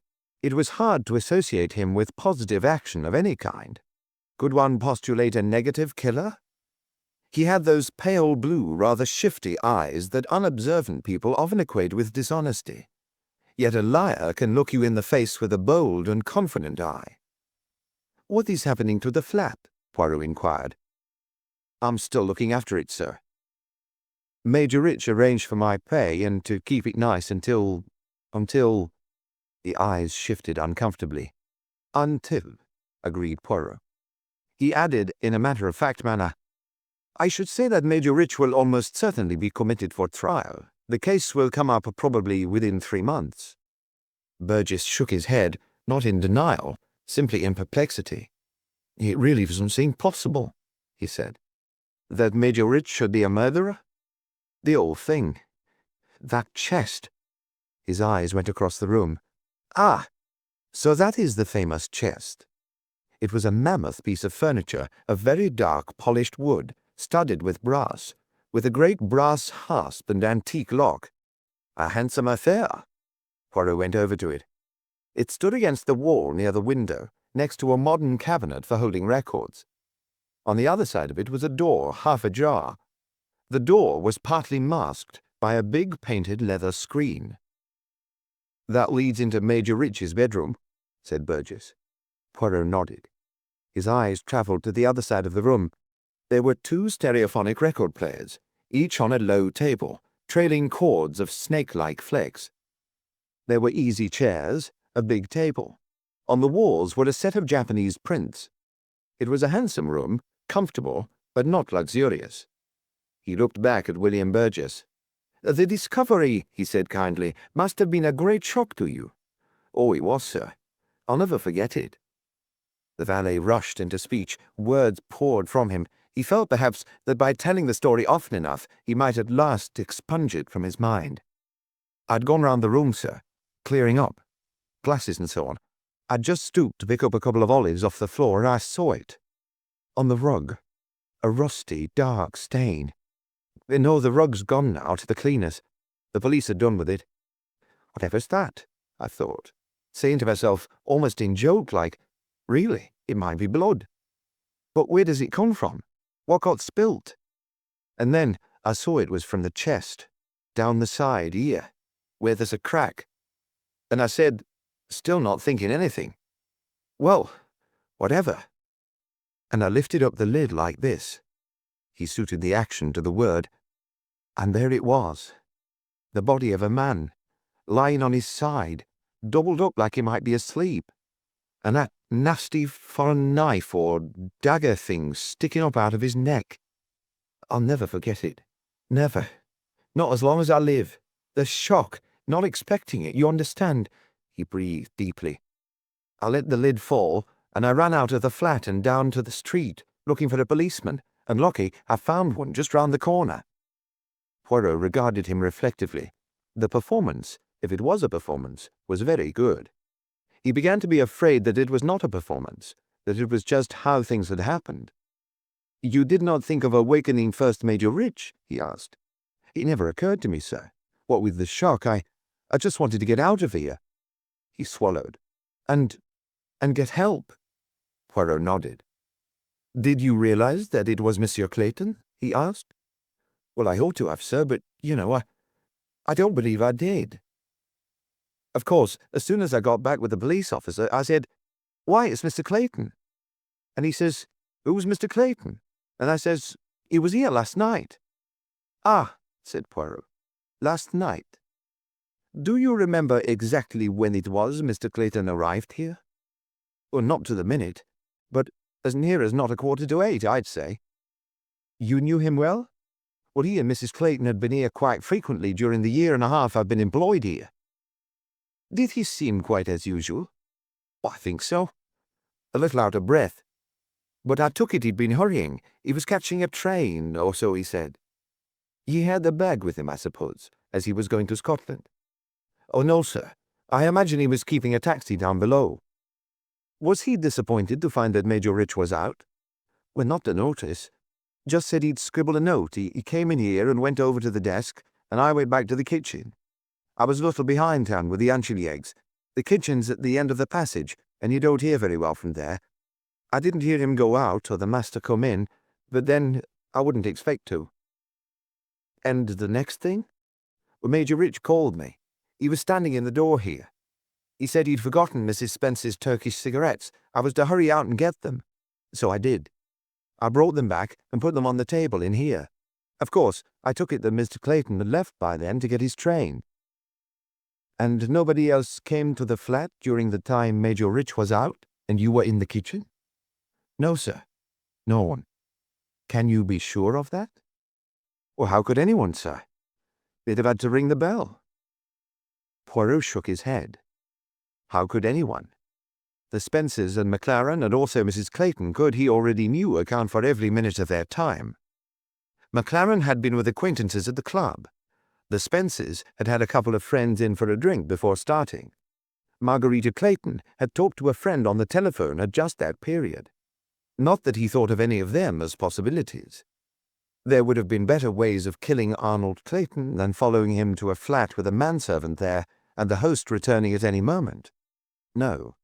He had had a last-minute hope of a mysterious stranger, someone out of Clayton's apparently impeccable past, recognizing him in the street, following him here, attacking him with the stiletto, thrusting the body into the chest and fleeing.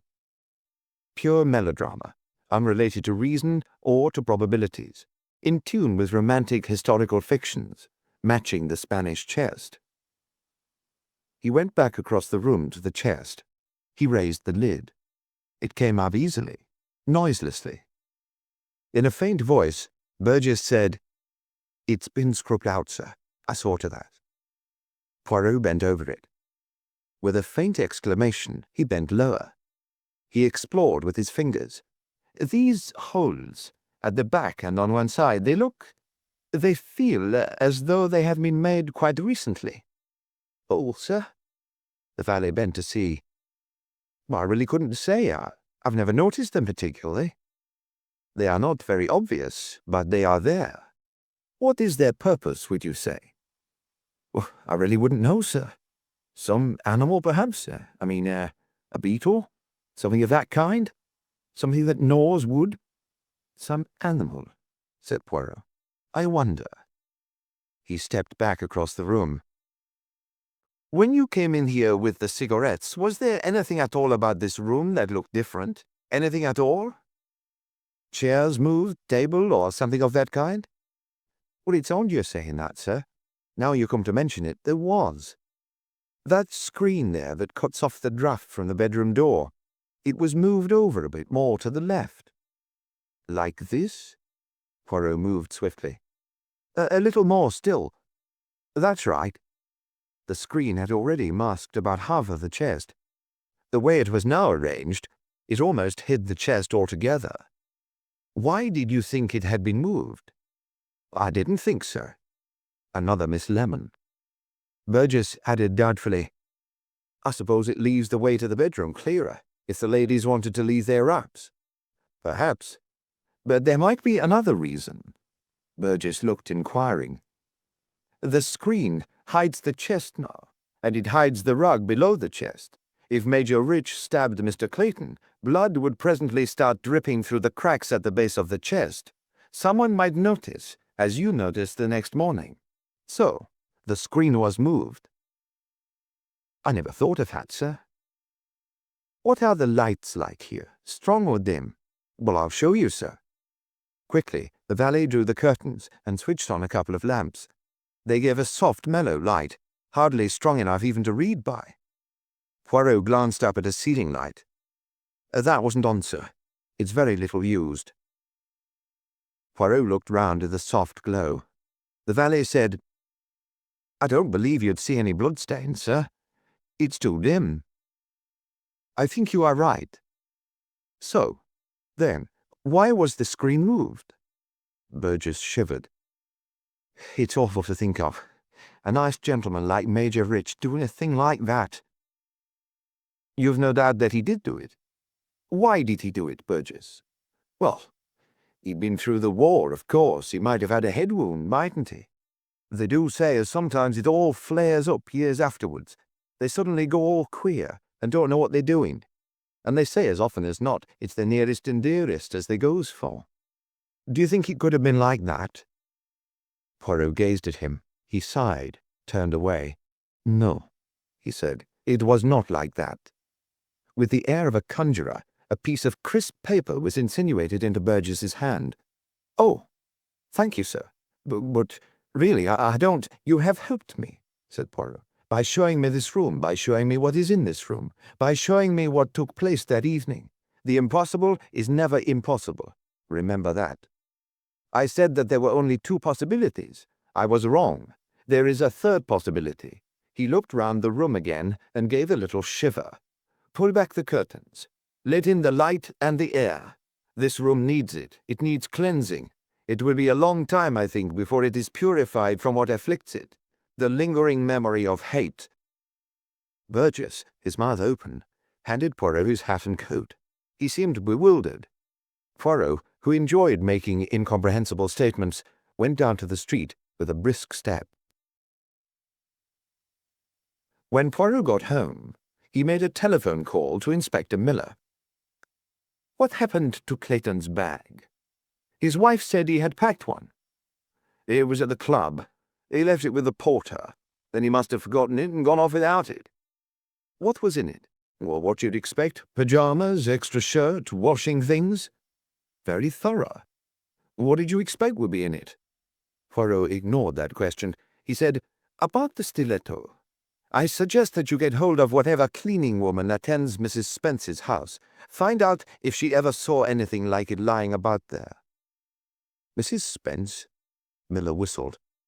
"Is that the way your mind is working?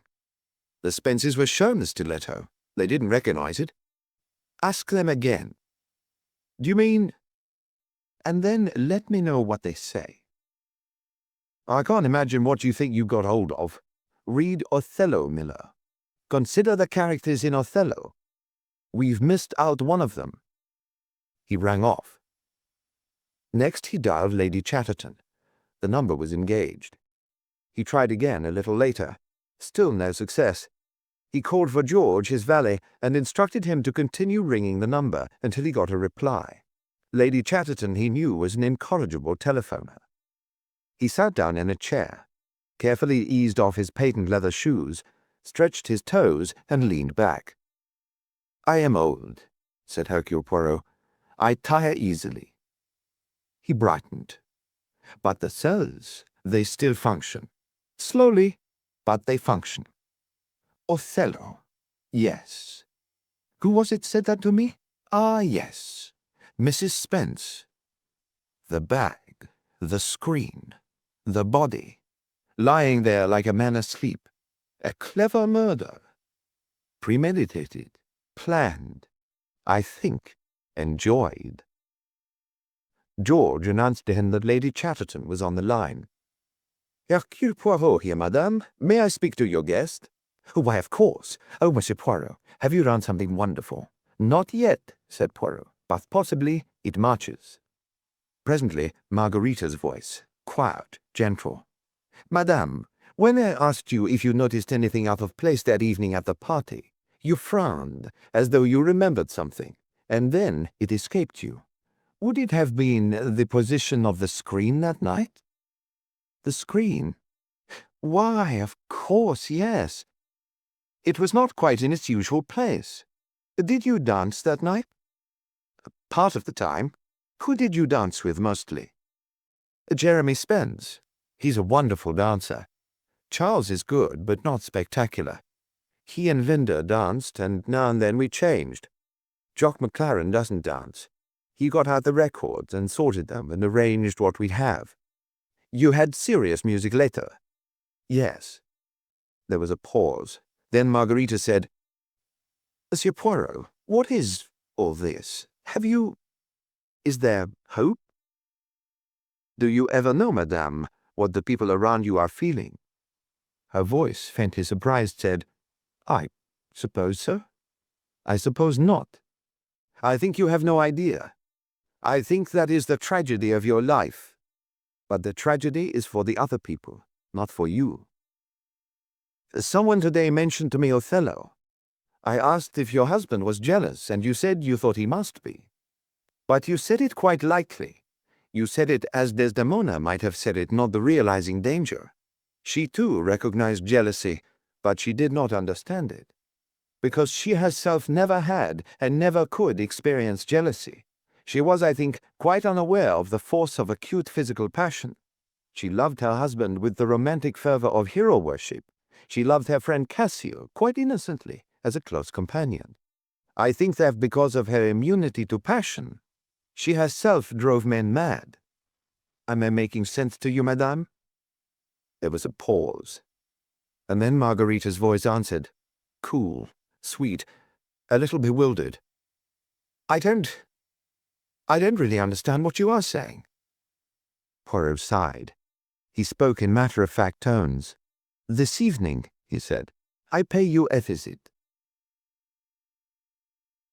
Inspector Miller was not an easy man to persuade, but equally Hercule Poirot was not an easy man to shake off until he had got his way. Inspector Miller grumbled, but capitulated. "Though what Lady Chatterton's got to do with this?" "Well, nothing really. She has provided asylum for her friend, that is all." "About those Spences, how did you know? Was that the stiletto came from there?" "It was a mere guess. Something Jeremy Spence said gave me the idea. I suggested that the stiletto belonged to Margarita Clayton. He showed that he knew positively that it did not." He paused. "What did they say?" he asked with some curiosity. "Admitted it was very like a toy dagger they'd once had. That it had been mislaid some weeks ago, and they had really forgotten about it.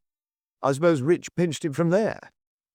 "A man who likes to play safe, Mr. Jeremy Spence," said Hercule Poirot. He muttered to himself, "Some weeks ago. Oh, yes. The planning began a long time ago. Eh? What's that?" "We arrive," said Poirot. The taxi drew up at Lady Chatterton's house in Cheriton Street. Poirot paid the fare. Margarita Clayton was waiting for them in the room upstairs. Her face hardened when she saw Miller. "I didn't know. You did not know who the friend was I proposed to bring?"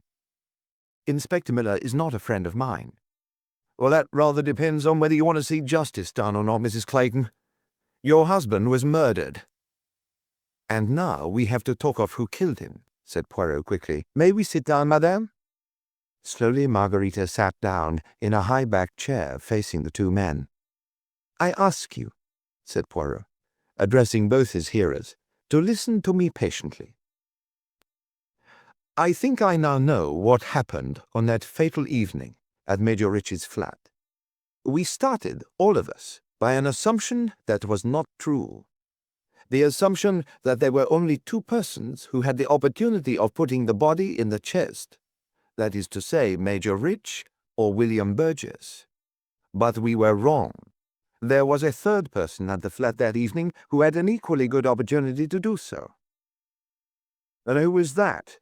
demanded Miller skeptically. "The lift boy?" "No. Arnold Clayton." "What? Concealed his own dead body? You're crazy. Naturally, not a dead body. A live one. In simple terms, he hid himself in the chest, a thing that has often been done throughout the course of history. The dead bride in the mistletoe bough. Iachimo, with designs on the virtue of Imogen, and so on.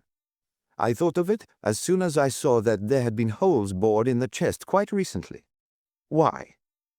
They were made so that there might be a sufficiency of air in the chest.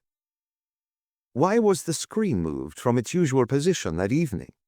So as to hide the chest from the people in the room, so that the hidden man could lift the lid from time to time and relieve his cramp, and better hear what went on." "But why?" demanded Margarita, wide-eyed with astonishment. "Why should Arnold want to hide in the chest?" "Is it you who ask that, madame? Your husband was a jealous man. He was also an inarticulate man, bottled up, as your friend Mrs. Spence put it. His jealousy mounted. It tortured him. Were you or were you not Rich's mistress?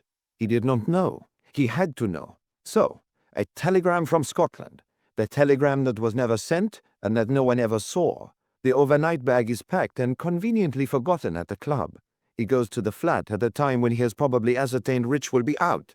He tells the valet he will write a note. As soon as he is left alone, he bores the holes in the chest, moves the screen, and climbs inside the chest. Tonight, he will know the truth. Perhaps his wife will stay behind the others. Perhaps she will go, but come back again. That night, the desperate, jealousy-racked man will know." "We're all saying he stabbed himself." Miller's voice was incredulous. "Nonsense. Oh, no. Someone else stabbed him. Somebody who knew he was there. It was murder, all right. Carefully planned, long premeditated murder. Think of the other characters in Othello. It is Iago we should have remembered. Subtle poisoning of Arnold Clayton's mind. Hints, suspicions. Honest Iago, the faithful friend, the man you always believe. Arnold Clayton believed him. Arnold Clayton let his jealousy be played upon, be roused to fever pitch. Was the plan of hiding in the chest Arnold's own idea? He may have thought it was. Probably he did think so. And so the scene is set. The stiletto, quietly abstracted some weeks earlier, is ready. The evening comes. The lights are low. The gramophone is playing. Two couples dance. The odd man out is busy at the record cabinet, close to the Spanish chest and its masking screen. To slip behind the screen, lift the lid, and strike. Audacious, but quite easy. Clayton would have cried out, not if he were drugged, said Poirot. According to the valet, the body was lying like a man asleep. Clayton was asleep, drugged by the only man who could have drugged him, the man he had a drink with at the club. "Jock?" Margarita's voice rose high in childlike surprise. "Jock? Not dear old Jock. Why, I've known Jock all my life. Why on earth should Jock—" Poirot turned on her. "Why did two Italians fight a duel?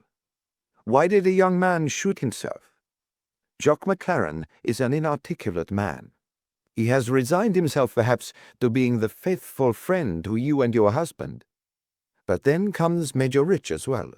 It is too much. In the darkness of hate and desire, he plans what is well nigh the perfect murder. A double murder, for Rich is almost certain to be found guilty of it. And with Rich and your husband both out of the way, he thinks that at last you may turn to him. And perhaps, madame, you would have done, eh?" She was staring at him, wide-eyed, horror-struck. Almost unconsciously, she breathed, "Perhaps. I don't know." Inspector Miller spoke with sudden authority. "This is all very well, Poirot. It's a theory, nothing more. There's not a shred of evidence. Probably not a word of it's true. It is all true. But there's no evidence. There's nothing we can act on. You are wrong. I think that McLaren, if this is put to him, will admit it. That is, if it is made clear to him that Margarita Clayton knows." Poirot paused and added, "Because once he knows that, he has lost. The perfect murder has been in vain."